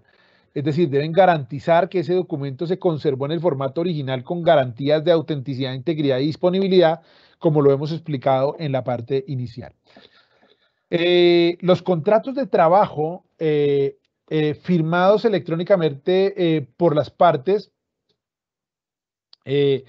pues deben estar suscritos junto con sus anexos, modificaciones y demás, de tal manera que haya pues integridad no solamente de un solo documento, sino integridad del conjunto de los documentos. Y como lo decíamos anteriormente, es una obligación de los empleadores pues suministrarle a las autoridades judiciales, a las autoridades de inspección, de vigilancia, de control laboral, administrativo, los contratos firmados electrónicamente que sean requeridos, y para ello pues deben garantizar una gestión documental adecuada. Un contrato firmado electrónicamente pues lo debemos gestionar electrónicamente. Es decir, no es que el trabajador me lo envió, yo lo imprimí, lo puse en una carpetita y ahí se quedó, ¿no? Debemos tener garantía, porque ahí rompimos inmediatamente la integridad y la autenticidad del documento. Entonces, debemos tener esas garantías a través de ¿qué? De sistemas, de herramientas de gestión electrónica documental, La firma pues tiene una vigencia, lógicamente, y está vinculada pues a la actividad laboral, es decir, a lo que se convenga. Si la actividad laboral es por un año, de manera indefinida, de manera temporal, la que corresponda, ese debe ser lógicamente, pues la vigencia de la correspondiente firma. Y como lo decíamos y lo dijimos anteriormente y también lo señalaron por allí en un video, no tendrá ningún costo para el trabajador. Se debe usar exclusivamente por parte del trabajador para la relación laboral, para las actividades que se hayan señalado por parte del empleador, y el empleador debe garantizar los mecanismos, que los mecanismos de firma pues cumplan con esas condiciones que hemos señalado, de tal manera que si mañana una autoridad nos lo requiere, tengamos capacidad de garantizar cuál fue esos mecanismos. Detrás de las firmas electrónicas va a haber tratamiento de datos, y en ese sentido hay que respetar la ley 1581 del año 2012 junto con pues los decretos reglamentarios, normas que desarrollan la ley 1581, los decretos reglamentarios, y que pues nos hablan acerca de pues, la autorización para el tratamiento de datos, el cumplimiento de las obligaciones como encargados responsables del tratamiento de datos de carácter personal, si son datos sensibles, autorización explícita. Bueno, todas estas cosas que van vinculadas a temas de protección de datos de carácter personal. Y los inspectores de trabajo, que aquí pues es una obligación que se incorporó en el decreto 526, seguramente nos la explicarán más adelante, pues le corresponde a los inspectores de trabajo de seguridad social realizar acciones de inspección, vigilancia respecto del cumplimiento de las condiciones contenidas en el presente decreto. ¿Eso qué quiere decir? Que pues lo primero que deberíamos saber los inspectores es entender todo esto que acabamos de explicar el día de hoy, de lo que son firmas electrónicas, firmas digitales, para luego poder llegar a ir allí a ejercer esas actividades, esas acciones de inspección, vigilancia y control. Bueno, pues todo tiene un tiempo. Me habían dado un tiempo y he intentado ser pues bastante riguroso con el mismo, para tener dos espacios adicionales. Uno que es el siguiente, donde nos van a explicar de alguna manera directa algunas obligaciones vinculadas a temas laborales, y en un segundo momento pues abrir espacio para algunas de las preguntas que se van haciendo, ¿vale? Entonces, en ese sentido, le agradezco inmensamente al Ministerio de Trabajo por la invitación que hace al Ministerio de Tecnologías de la Información y de las Comunicaciones. Muchas gracias a todas las personas que están conectadas, que nos están mirando, que nos están siguiendo, y decirles que estamos a disposición para trabajar en pro de la transformación digital de nuestro país, desde las diversas áreas, desde las diversas temáticas que tiene la vida de los ciudadanos, y siempre con una premisa fundamental: la garantía de los derechos de los ciudadanos en el ciberespacio. Muchas gracias, doctor Jairo Arriaga, muy amable. Perfecto, doctor Marco Emilio, muy completa, muy amplia su presentación, con elementos muy valiosos que de entrada resuelven la mayoría de las dudas que fueron compartidas por los asistentes que diligenciaron el formulario. Y les insistimos que a los participantes que pueden ir escribiendo en el chat las preguntas que hayan quedado pendientes, y como lo señala el doctor Marco Emilio, después de escuchar la intervención del doctor Felipe Guevara, que es abogado especializado que hace parte del equipo del Viceministerio de Relaciones Laborales e Inspección, va a hacernos unas precisiones adicionales de los otros artículos del decreto y procederemos a resolver las inquietudes que quedaron pendientes. Muchas gracias, doctor Marco Emilio, y buenas tardes, doctor Felipe Guevara. Adelante, por favor. Gracias.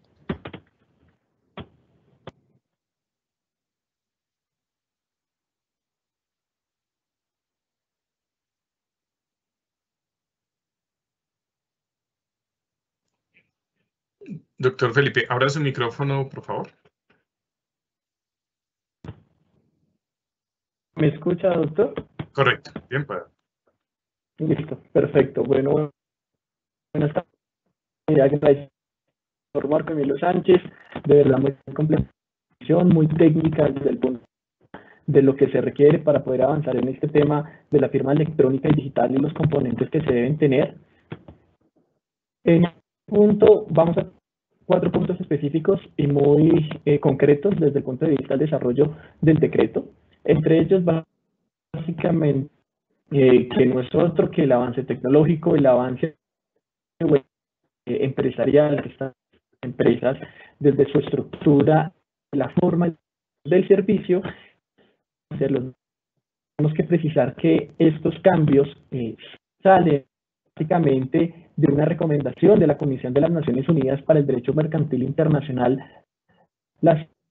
desde el punto de vista de los contratos de trabajo, es decir, que a pesar de todas estas o este tipo de mecanismos se utilizan en más de esta que fue sus primeros usos, indicó a Colombia que no deberíamos sencillamente mantenernos en ese margen, sino trascender a temas tan importantes como es el derecho laboral. Eso desde el punto de vista económico y social. Por favor, Leonardo.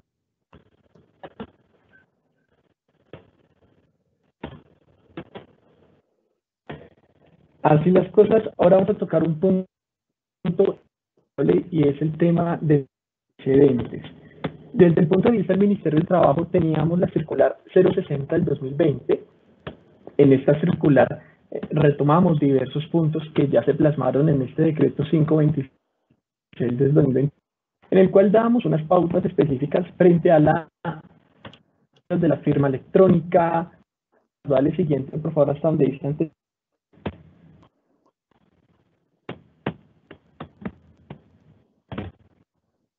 Da uso a la utilización de situaciones de las firmas electrónicas. Era lo más importante desde el punto probatorio cuando estamos en medio de una relación laboral, que sería el medio y la fuerza probatoria que pueden tener firmas electrónicas o plasmar este tipo de voluntades dentro de como pueden ser el contrato de trabajo, diversos otros sí que se puedan desarrollar dentro de la misma relación laboral, es decir, su efecto jurídico concreto dentro de la laboral y futuros litigios que desprender. La igualdad en esta que hay una conclusión de la misma manera en el decreto 526 es la igualdad entre la firma electrónica o digital y escrita, es decir, tenemos la misma fuerza para cada una de las partes, que más adelante veremos que pueden ser objeto de vigilancia, inspección, vigilancia y control de. Ahora, el punto 3, si quieres, dale adelante, ¿no?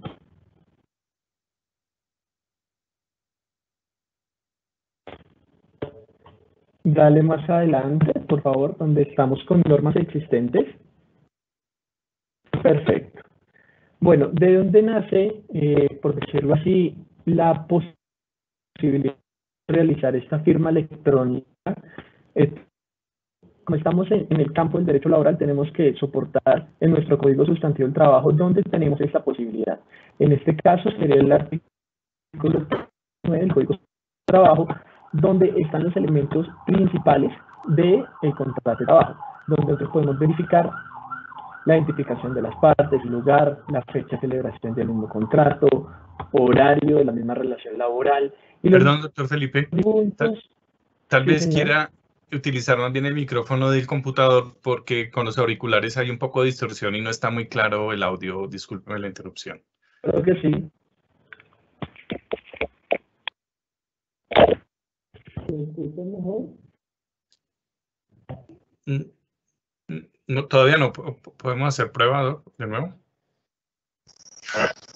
Claro que sí, ahí. Mucho mejor. Gracias, doctor. Listo, perfecto. Entonces, estamos indicando que desde el artículo 39 de nuestro Código Sustantivo del Trabajo es lo que nos da la base para poder verificar o entrar, que no importa la forma en que nosotros suscribamos el contrato, lo más indispensable, por decirlo así, es cuáles son los elementos que lo configuran. Desde que nosotros verificamos el desarrollo del decreto 526 o la circular 060, vemos que desde que se cumpla todo lo necesario para poder verificarse el artículo 039 con todos sus elementos, va a ser totalmente válida la suscripción de un contrato laboral. Como sabemos, el contrato laboral puede ser inclusive verbal, no es necesario que sea por escrito, pero sí, dependiendo de la modalidad, debe ser o se debe cumplir con este tipo de solemnidad. Por lo anterior, va a ser indispensable que los contratos que se vayan a firmar mediante firma electrónica cumplan y se identifiquen todo este tipo de situaciones para que no haya asomo de duda en el futuro para la exigencia de prestaciones sociales, cuál va a ser el salario, cuáles son las reales condiciones que van a girar en torno de la relación laboral, como lo indicamos, frente a la remuneración, la forma, periodos de pago, estimación del valor, todas las situaciones que son indispensables, inclusive la misma duración del contrato. Y de ahí en adelante, a manera de ejemplo, los contratos a término fijo, en los otros sí, o en las comunicaciones del empleador para no continuar con la relación laboral, deberá tener la misma tramitología necesaria para tal fin. Leonardo, por favor, dale siguiente.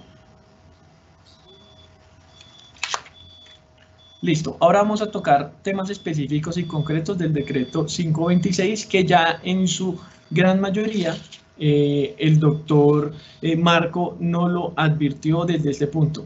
Esto sin dejar de lado las normas existentes que el mismo el doctor Marco ya nos dio su avance. Hacemos una pequeña recordación de estas: la ley 527 del 99 en su artículo 7º, el decreto 19 el decreto 19 del 2012, el decreto 2364 del mismo año, la ley 1581 del 2012, que es la ley de tratamiento del uso de los datos, que va a resultar indispensable cada día más, tanto en nuestra relación laboral como en cualquier establecimiento que nosotros vayamos, y el decreto 333 del 2014. Eso es desde el punto de vista de la evolución normativa. Adicional a ellos, la circular 060 del 2020 y ahora el decreto 526. Como puntos indispensables de este decreto es el cumplimiento de los requisitos que ya hablamos del artículo 39 para que se consolide de manera específica el contrato de trabajo. Y ahora, ¿de dónde va la importancia de que esto se configure de una manera apropiada desde ese punto de vista de la seguridad, de la confiabilidad, y que sea el mecanismo apropiado de una de estas dos firmas electrónicas o digitales? Básicamente recae en 3 puntos específicos. Uno, que sea la voluntad directa del trabajador, es decir, que no haya diferencias en que no fue él. Segundo, se desprende de algo similar, que sería una posible suplantación de este tipo de trabajadores. Vemos a veces noticias locas que suplantaron, contrataron a un médico que no tenía el aval o los documentos necesarios para poder asumir tal cargo o X número de empleo. Y adicional a ello, algo que tiene trascendencia transversal dentro de todo nuestro ordenamiento jurídico, que son los aportes a seguridad social. Es decir, no se puede jugar desde esa situación, ya que los aportes pueden variar dependiendo del contrato de trabajo, que realmente haya una voluntad directa de iniciar la relación laboral. Entonces, estos son los aspectos más importantes de tener completa seguridad desde la firma o electrónica, con todos estos requisitos, tanto informáticos, que al final no se traducen en otra cosa que un adecuado análisis o evaluación de la prueba en un posible estrado judicial o del Ministerio del Trabajo en una posible visita de inspección desplegada por la subdirección o la dirección de IBC o nuestras direcciones territoriales a lo largo del país. Más abajo señalamos que esto tiene que contar con la autorización de las partes, tanto el trabajador como el empleador. Cada vez desde el Ministerio del Trabajo hacemos mayor énfasis desde la situación de la concertación de cada uno de los elementos de la relación laboral, ya que para nosotros todos los mecanismos de autocomposición entre el empleador y el trabajador, entre el empleador y los trabajadores, va a ser la mejor forma de mantener un ambiente laboral adecuado en el desarrollo de toda relación laboral. De igual manera, la gratuidad de esta figura, ya veremos que este va a ser uno de los puntos indispensables que el Ministerio del Trabajo va a tocar en cualquier tipo de inspección cuando nosotros verifiquemos que en las empresas se está utilizando estas figuras para poder realizar contratación de los trabajadores. Igualdad, como lo decimos, que no haya ningún tipo de presión o discriminación entre la firma manuscrita y la firma electrónica. Sin embargo, tener en cuenta la intencionalidad del empleador frente a estos trabajadores. Ahora, otro punto indispensable para los mismos empleadores dentro de toda esta situación es la conservación del acceso de los contratos o los documentos suscritos mediante firma electrónica, es decir, la garantía, ya lo decía el doctor Marco, de autenticidad, integralidad y disponibilidad de esta documentación, además de la garantía de gestión documental.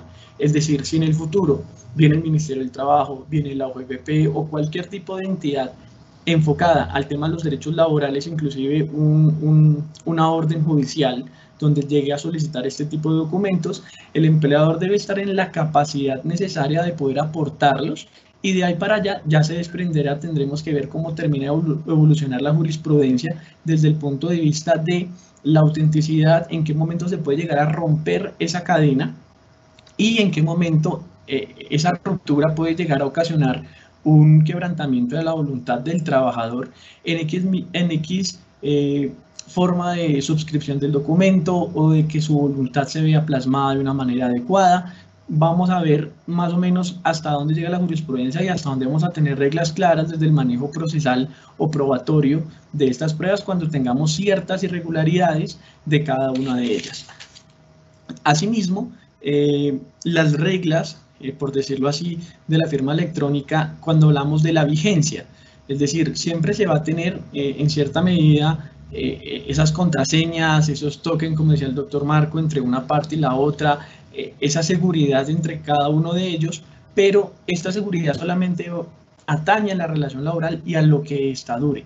No quiere decir que se acaba la vigencia de la relación laboral, se van a acabar los efectos que en su momento esto produjo, es decir, la relación laboral y de ahí hacia abajo todos sus derivados y responsabilidades tanto de la parte del trabajador como del empleador. Ejemplo, el tema de seguridad social, las cotizaciones, la subrogación adecuada del riesgo, posibles demandas que se puedan desprender del trabajador al empleador, o viceversa, cuando el empleador a la suscripción de un contrato debería guardar completa exclusividad de su relación laboral y no fue realizada de la manera adecuada entre las partes.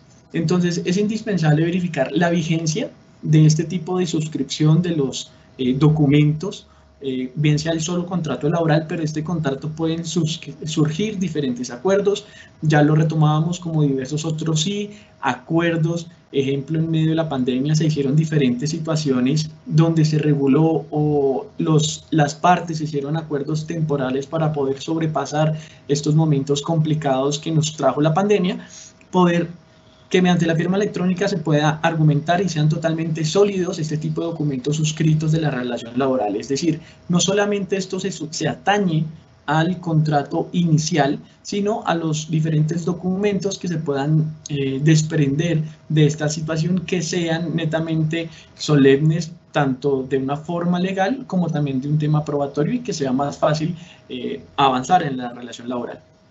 Por último, tocar un tema importante en el punto 15 o uno de los últimos artículos antes de vigencia. Hablamos de la inspección, vigilancia y control que puede ejercer el Ministerio del Trabajo frente a este tipo de situaciones. Entre ellas podemos encontrar varios ejemplos: empresas que al momento en que el Ministerio vaya a hacer algún tipo de inspección, sea preventiva, reactiva o algo similar, y verifique que la empresa está realizando descuentos por la utilización o el costo de esta figura, podrán ser objeto de una investigación por parte del Ministerio, ya que la misma norma, inclusive desde la circular, señala que esto tiene que ser totalmente gratuito hacia los trabajadores y no les puede generar carga alguna. Eso se podrá tomar como un descuento prohibido dentro de la relación laboral desde el marco del salario.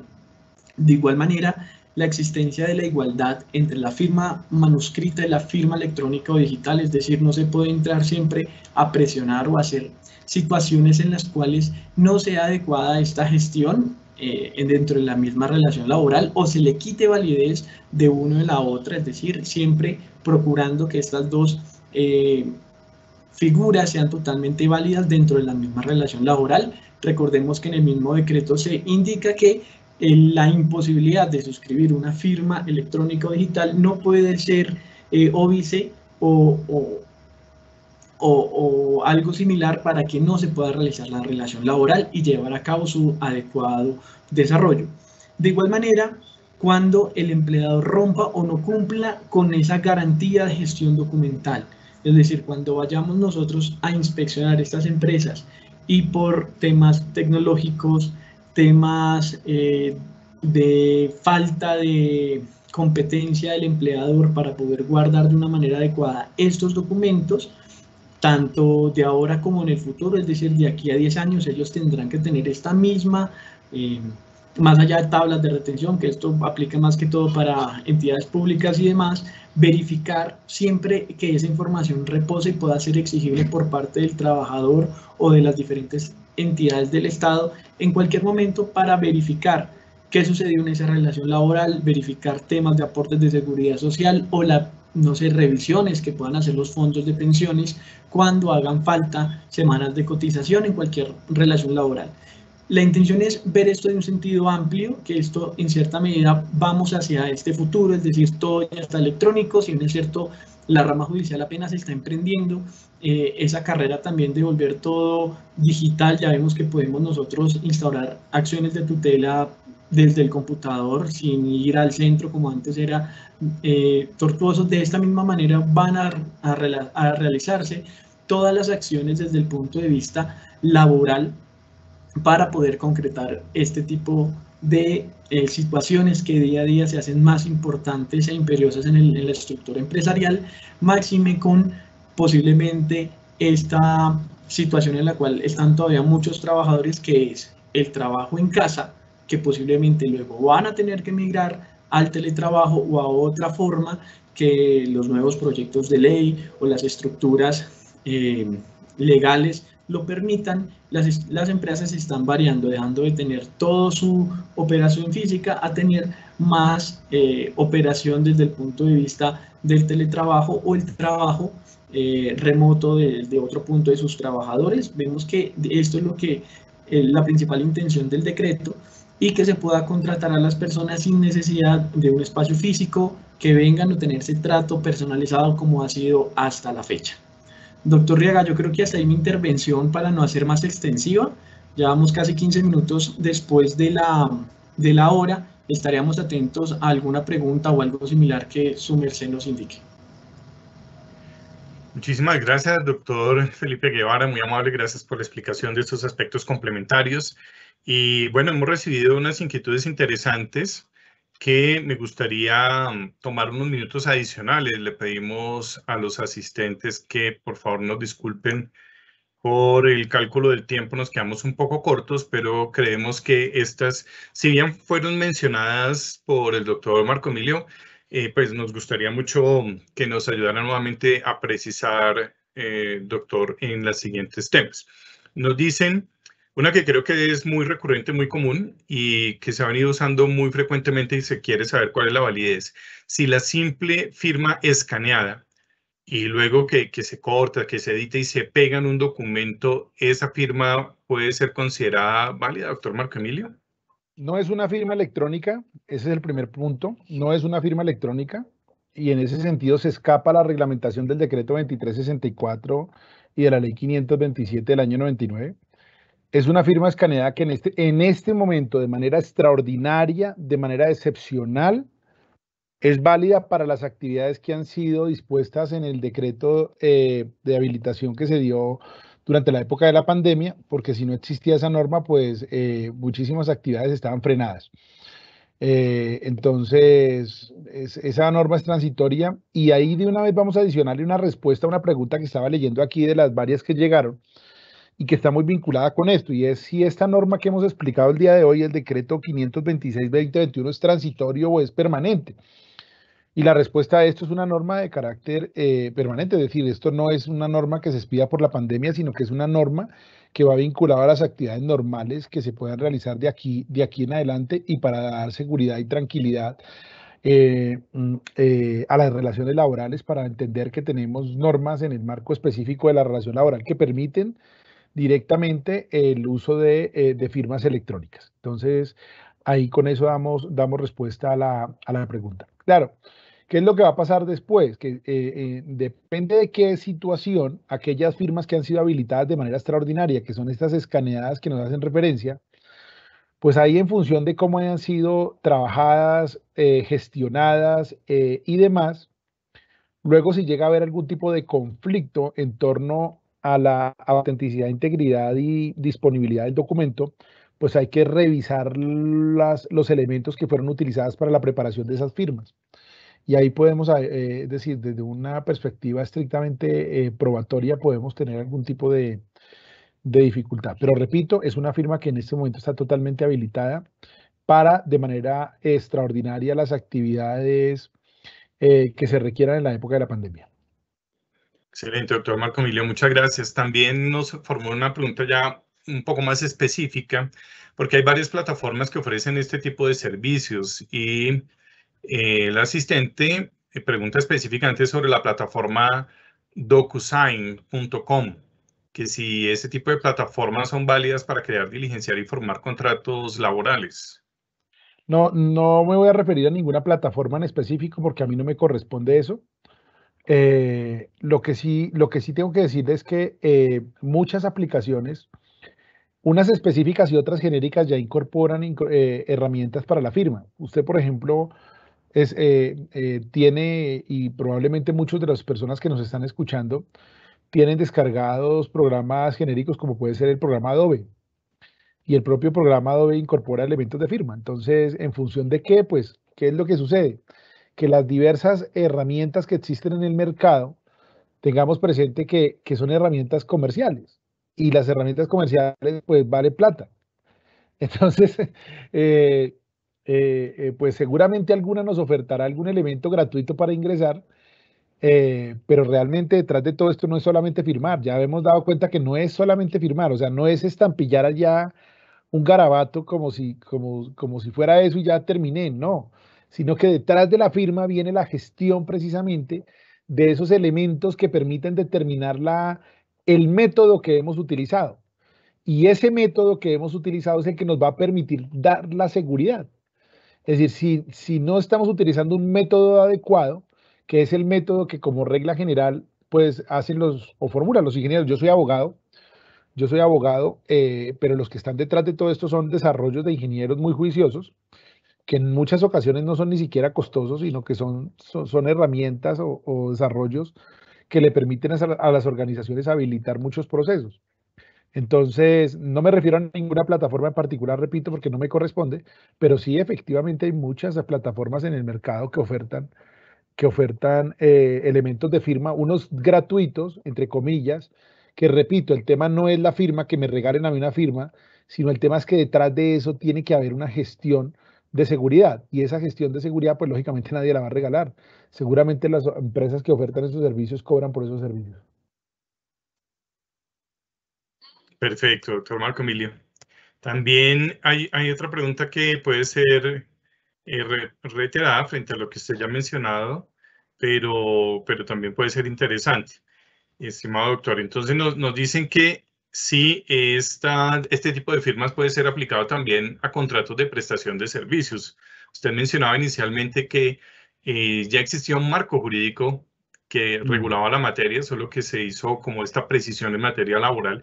Entonces, quisiera también nuevamente precisar ese tema, si se pueden aplicar las firmas electrónicas a contratos de prestación de servicios, así sea con otro marco jurídico. Muchas gracias, doctor Jairo. Sí, efectivamente, el decreto 526 regula la relación laboral. El contrato de prestación de servicios no es un contrato laboral, y en ese sentido, pues debemos aplicar las normas generales, no particularmente el decreto 526, sino otras normas como las que explicamos, la ley 527 del año 99 y el decreto reglamentario de firmas electrónicas, que permiten la suscripción de documentos en términos generales con la utilización de métodos apropiados como son firmas electrónicas y firmas digitales. Efectivamente, se puede llegar a utilizar. Pero repito, yo creo que aquí, y a mí me gusta trasladar esa idea, y es que no es solamente la firma, es que detrás de la firma tiene que haber gestión electrónica documental. Es decir, si utilizamos un sistema electrónico de firma, una firma electrónica, pues detrás de esa firma tiene que haber una gestión electrónica documental. Cuando explicamos los elementos de transformación que deben tener las entidades públicas, las entidades y las empresas privadas, porque nos lo vienen preguntando muchísimo, y eso, oigan, nosotros, ¿cuál es la clave para transformarnos? La clave para transformarnos es entender lo que es la transformación. Y la transformación no es solamente comprar una herramienta, ni comprar un computador, ni comprar una aplicación. Eso no es transformarse. La transformación tiene diversas facetas en torno a los procesos, a las personas, a las herramientas, a los procesos.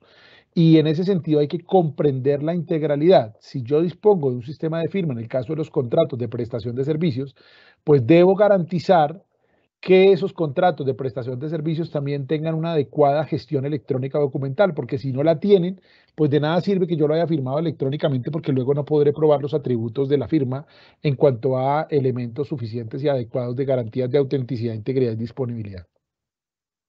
Perfecto, doctor.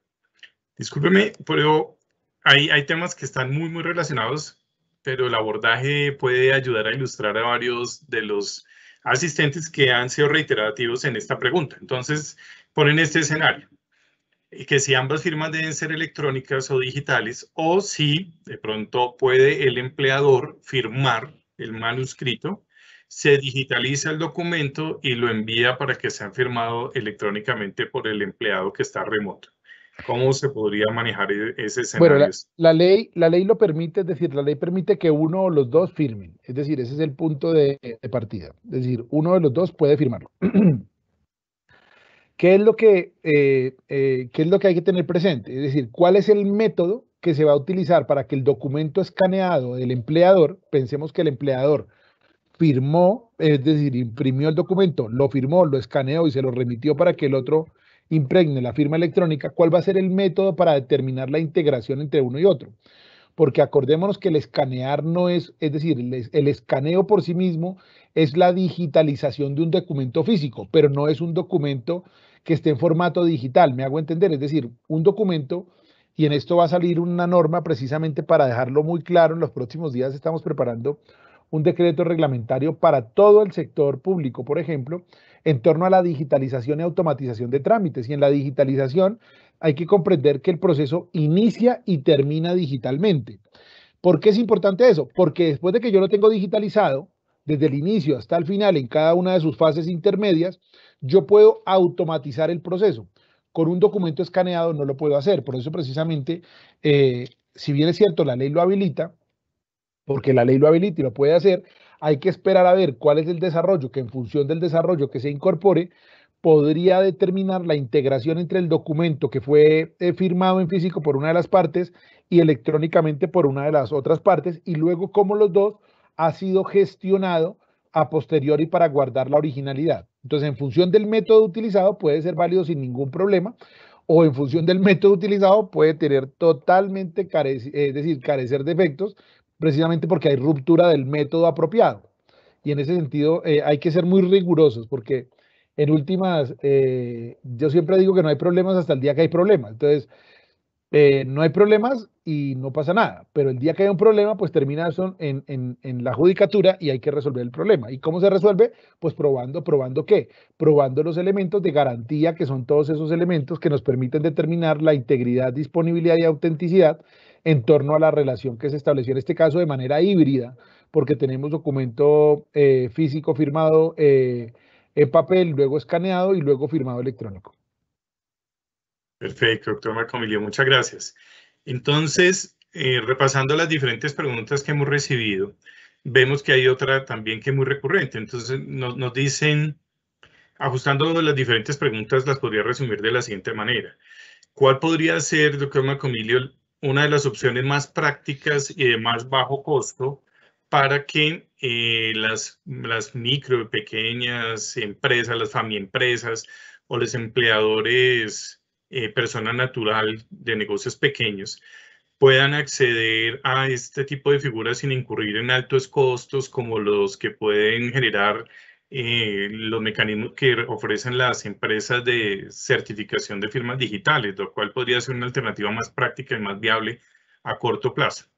Sí, es decir, si estamos hablando de empresas pequeñas, yo creo que siempre la colaboración es fundamental. Es decir, si nosotros nos vamos solos a revisar esto, probablemente un desarrollo nos valga más, pero si hay colaboración entre los diversos sectores y estandarizando elementos, pueden resultar elementos muy valiosos. Si estamos hablando de que las empresas, por ejemplo, están agrupadas por materias o por regiones o por zonas, pues pueden desarrollarse de alguna forma o pueden intentarse desarrollos puntuales, pero que no se vinculen solamente a la firma digital del contrato de trabajo, sino al conjunto de los elementos, es decir, a la firma del contrato más la gestión electrónica de esos contratos durante el periodo X que se determine por parte de la organización. Entonces, de esa manera se van a reducir los costos muchísimo, porque si nos vamos solo hoy a decirle a alguien, véndame una firma electrónica, y resulta que le invertimos dinero, pero al final no me sirve para nada porque no tengo gestión electrónica documental, es decir, no estoy garantizando todo lo demás que me dice el decreto, pues lógicamente que eso va a perderse el dinero por parte de los empresarios y ese no es el sentido.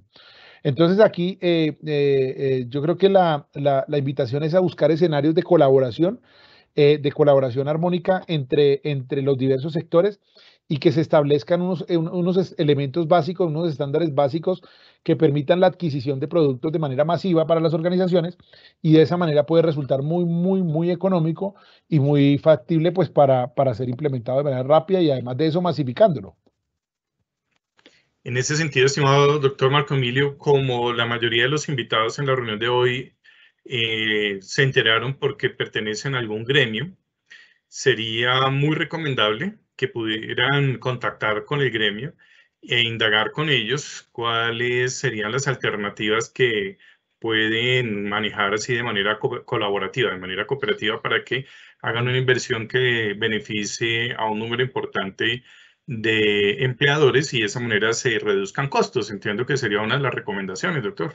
Sí, eso es decir, cuando se trata de empresas pequeñas, yo creo que siempre hay que atender a la colaboración. Es decir, probablemente si tenemos una empresa del mismo gremio, pensemos en 10 empresas del mismo gremio donde las características en las relaciones, por ejemplo, en las relaciones laborales son muy similares. Pues si usted manda a hacer 10 desarrollos particulares para las 10 pequeñas empresas, pues probablemente eso le va a salir a cada empresa muy costoso, más la gestión documental, más todo lo que implica. Pero si de alguna manera se gestiona de forma colectiva, con acuerdos, con organización, pues seguramente va a salir mucho más económica. Claro, las medianas y las grandes empresas ya de pronto tienen más opciones de vincular elementos desde los propios recursos que tienen, porque hay mucha empresa mediana y grande, sobre todo las grandes, pero mucha empresa mediana que tiene oficinas de tecnologías muy fuertes. Es decir, y que han apostado al uso de tecnologías para la actividad empresarial. Y esas propias oficinas de tecnologías le hacen el desarrollo de una manera muy sencilla, de una manera muy rápida, es decir, un desarrollo en casa que les puede permitir avanzar muchísimo. Es decir, esto no es nada extraordinario, es tener gente que sepa y que lógicamente que se ponga a la tarea de desarrollarlo. Y además de eso, que es muy común hoy en día en el mercado, es decir, no estamos hablando de nada extraordinario.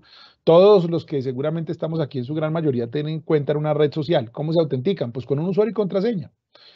Si tenemos cuenta bancaria, ¿cómo nos autenticamos? Con un usuario y contraseña. Es decir, es un mecanismo, esto ya está implementado.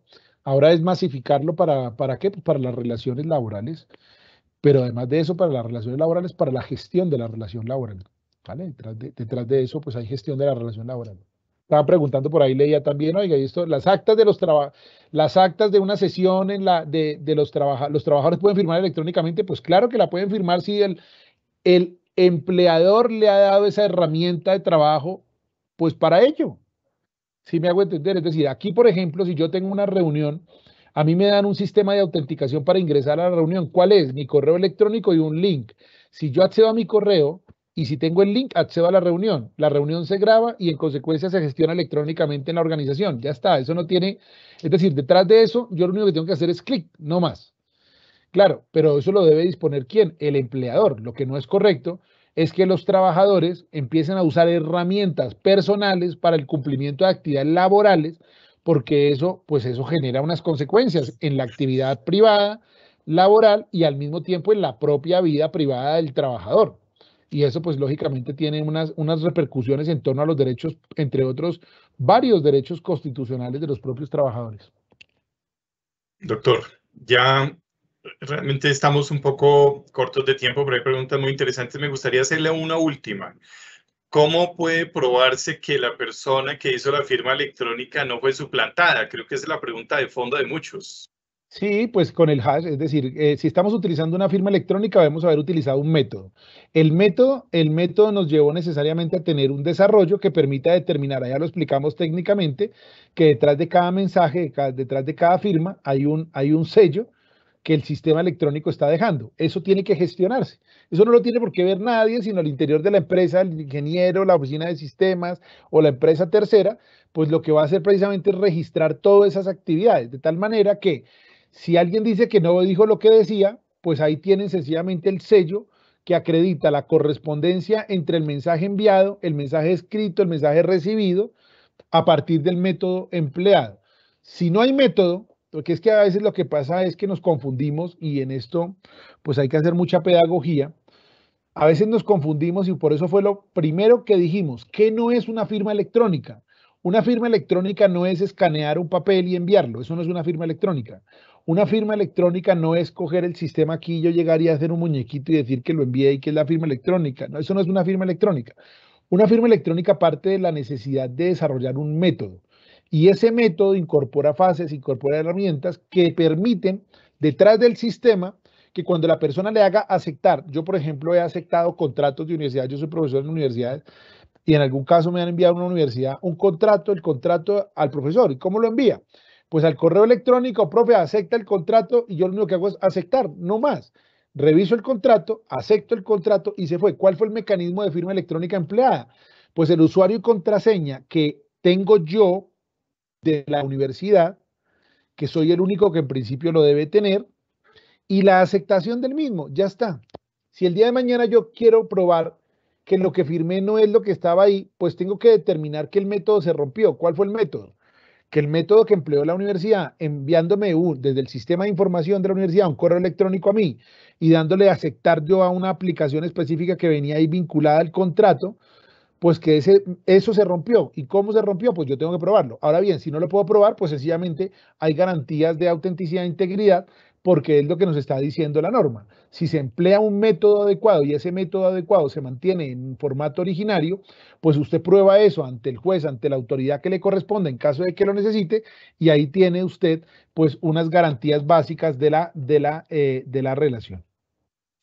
Excelente, muy clara la respuesta, doctor Marco Emilio. Pues lamentablemente no quisiera extender más esta reunión, después nos pasamos ya media hora, pero les compartimos a los asistentes, a los correos que registraron al momento de inscribirse, les vamos a enviar las presentaciones utilizadas y les vamos a enviar también un documento de preguntas y respuestas, de manera tal que no solo tengan en las que ustedes formularon en particular cada uno, sino vamos a elaborar un documento en donde se compendien y ustedes puedan tener la respuesta a todas las inquietudes que recibimos para este conversatorio.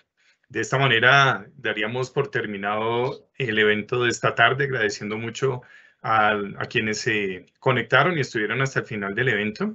Y doctor Marco Emilio, muchísimas gracias por su presencia, por todas las aclaraciones tan importantes que nos permitió lograr hoy.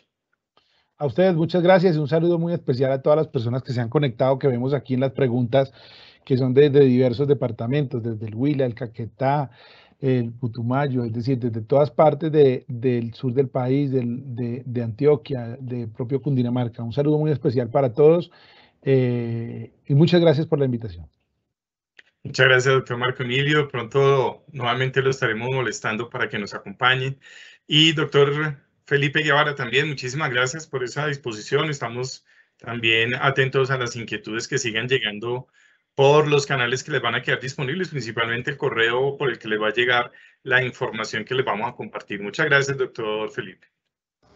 Doctor Jairo, doctor Marco, muchísimas gracias. Estamos atentos a las preguntas y a cualquier inquietud que pueda surgir desde el punto de vista laboral. Muy amables.